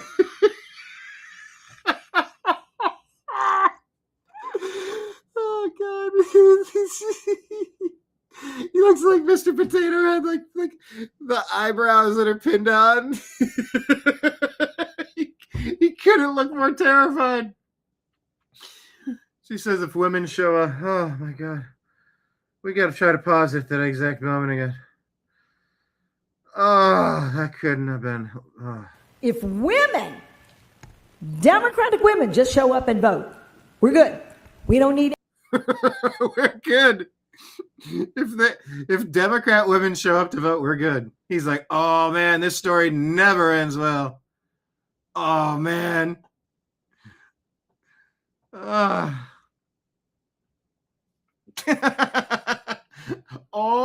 man. Oh hell no. If women. If women. Democratic women just show up and vote, we're good. This guy's like, we are not all good. Oh, hell no. Hand to God, hand to my heart. We are not going to be good, folks. We don't need any of the men. We don't need men. Look at this cuck on the left side. He looks like the dude in that Ponies series. I don't know if you watch Ponies. It's on, what was it, Peacock? It's about like CIA undercover in the 70s in Russia. It's kind of interesting. I'm enjoying it. two ladies after their CIA asset husbands are allegedly killed in a plane crash, or they land the plane and then they're executed once they get outside of it. We'll see what happens. That guy looks like one of the characters from that. But look at, smiling. We don't need men. What kind of fool would laugh at we don't need men? As a man. Of the men. Don't need any of the men. Who would smile at that, you monster? So, hey, men, you don't need any. You don't need to support the Democrat Party. They don't need you, all right? Real men don't support Democrats. Dina says, I need men. Oh, wait, you say, I need men.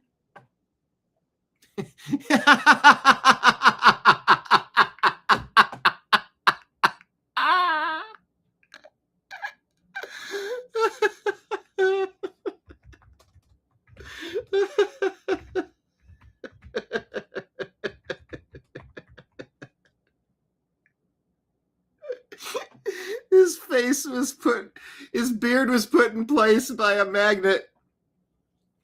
Oh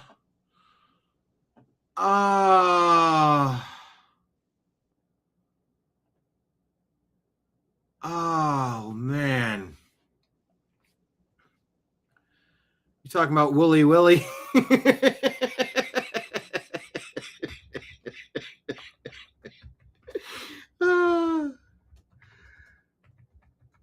Show Wooly Willy with a beard. I feel like that could be an Eminem rhyme too. There he is. Oh my Lord. Look. Can we do the side by side?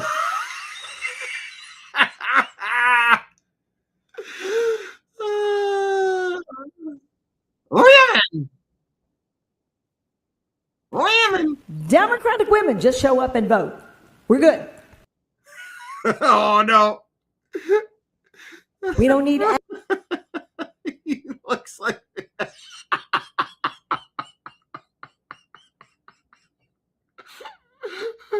oh hell no. He grabs his heart. He's like, oh no. Oh.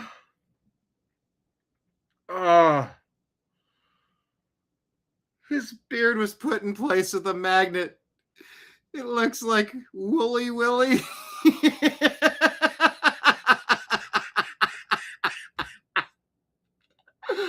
Oh my God, it looks just like him. Oh.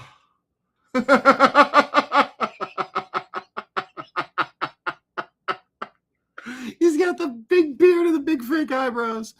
He looks like Mr. Potato Head or Wooly Willy. Oh, and bless him. His eyes told you what he wasn't allowed to say there. Oh, that is just incredible, folks. I'm done. It doesn't get better than that. His beard was put in place with a magnet. For the win. I knew exactly what you were talking about as soon as you said it. That's God, that's good.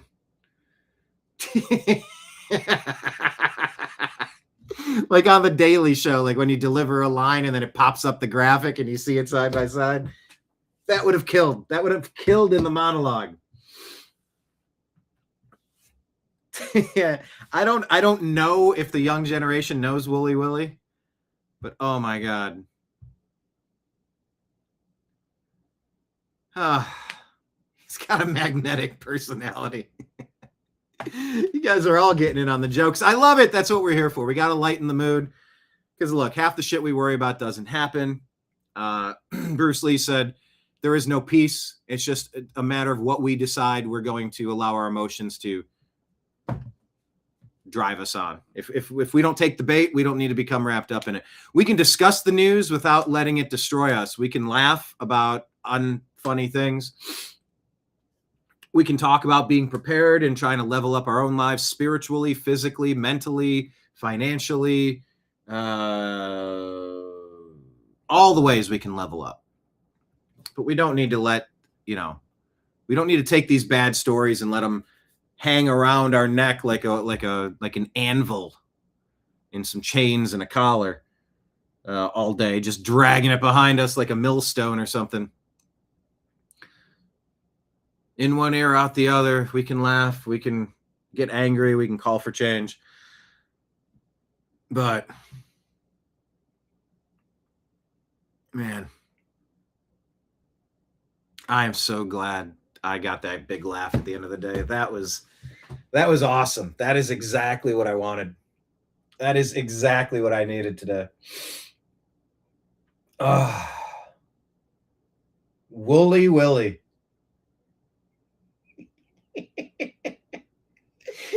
He looks like you draw his beard on with a magnet. That guy was good. That whole clip was great. Women! Like Sideshow Bob stepping on a rake.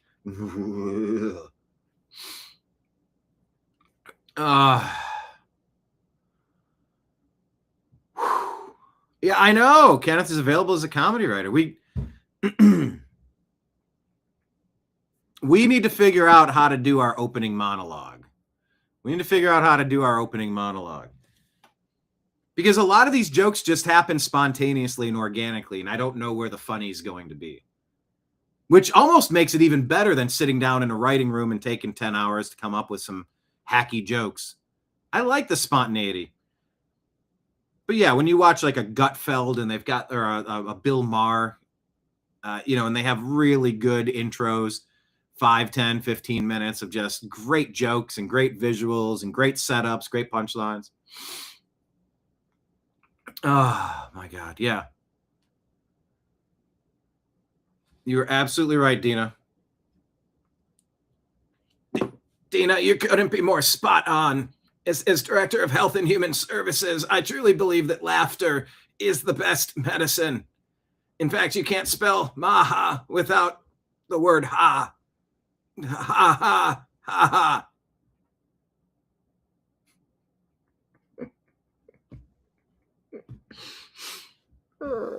That's part of the Bobby Kennedy bit that I perform on. I actually perform that bit on stage.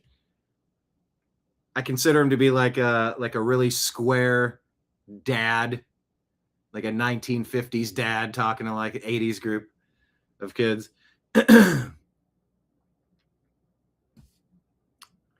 Laughter truly is the best medicine. Can't spell maha without ha. Ha ha ha ha. It's so stupid. Everybody, thank you so much for being here on the TNAM Daily Show. As your bartender, I'm clocking out for my shift. I've taken the liberty. I've slid your check over to you. It says $0.00. I'm clocking out. But there's a tip jar at the bottom. If you want to sign up on Patreon, Rumble, or YouTube as a subscriber, $5 or $10 a month, if not more.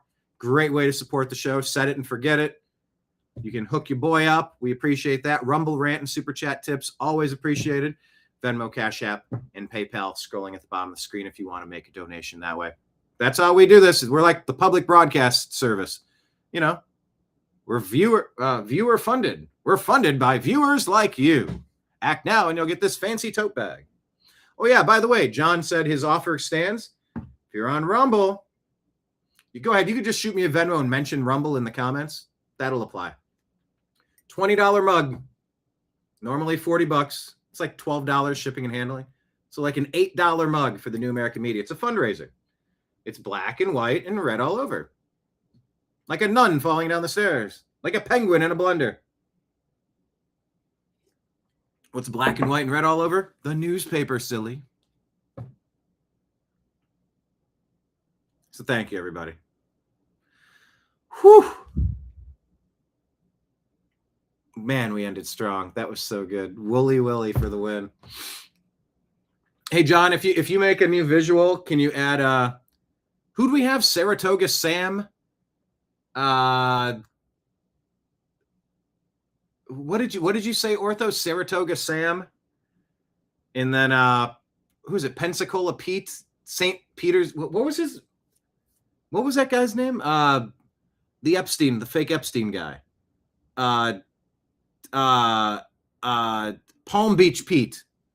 Can we also put Wooly Willie in the softball jersey? Have it say Wooly Willie and have it look like that guy? If you're bored, knock one of those out. Okay, it's Friday. Go out and have the best rest of your Friday imaginable. Have a great Saturday, a great Sunday. We'll be back on Monday at noon Eastern time. Invite all your friends. Hit the thumbs up button on your way out. This is great. Thank you, everybody. This show revitalizes me every time. I have a good time with it. Signing out on behalf of all of those out there like you in the TNAM universe. I appreciate you. I love you. And we'll talk to you again soon. Take care, everybody. Peace.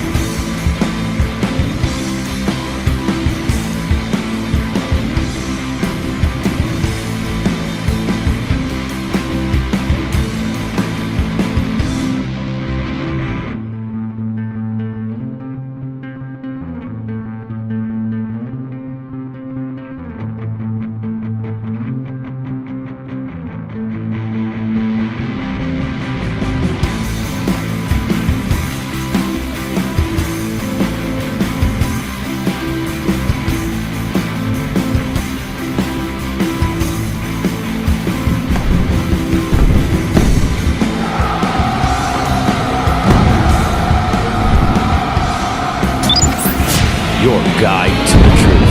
TheNewAmericanMedia.com.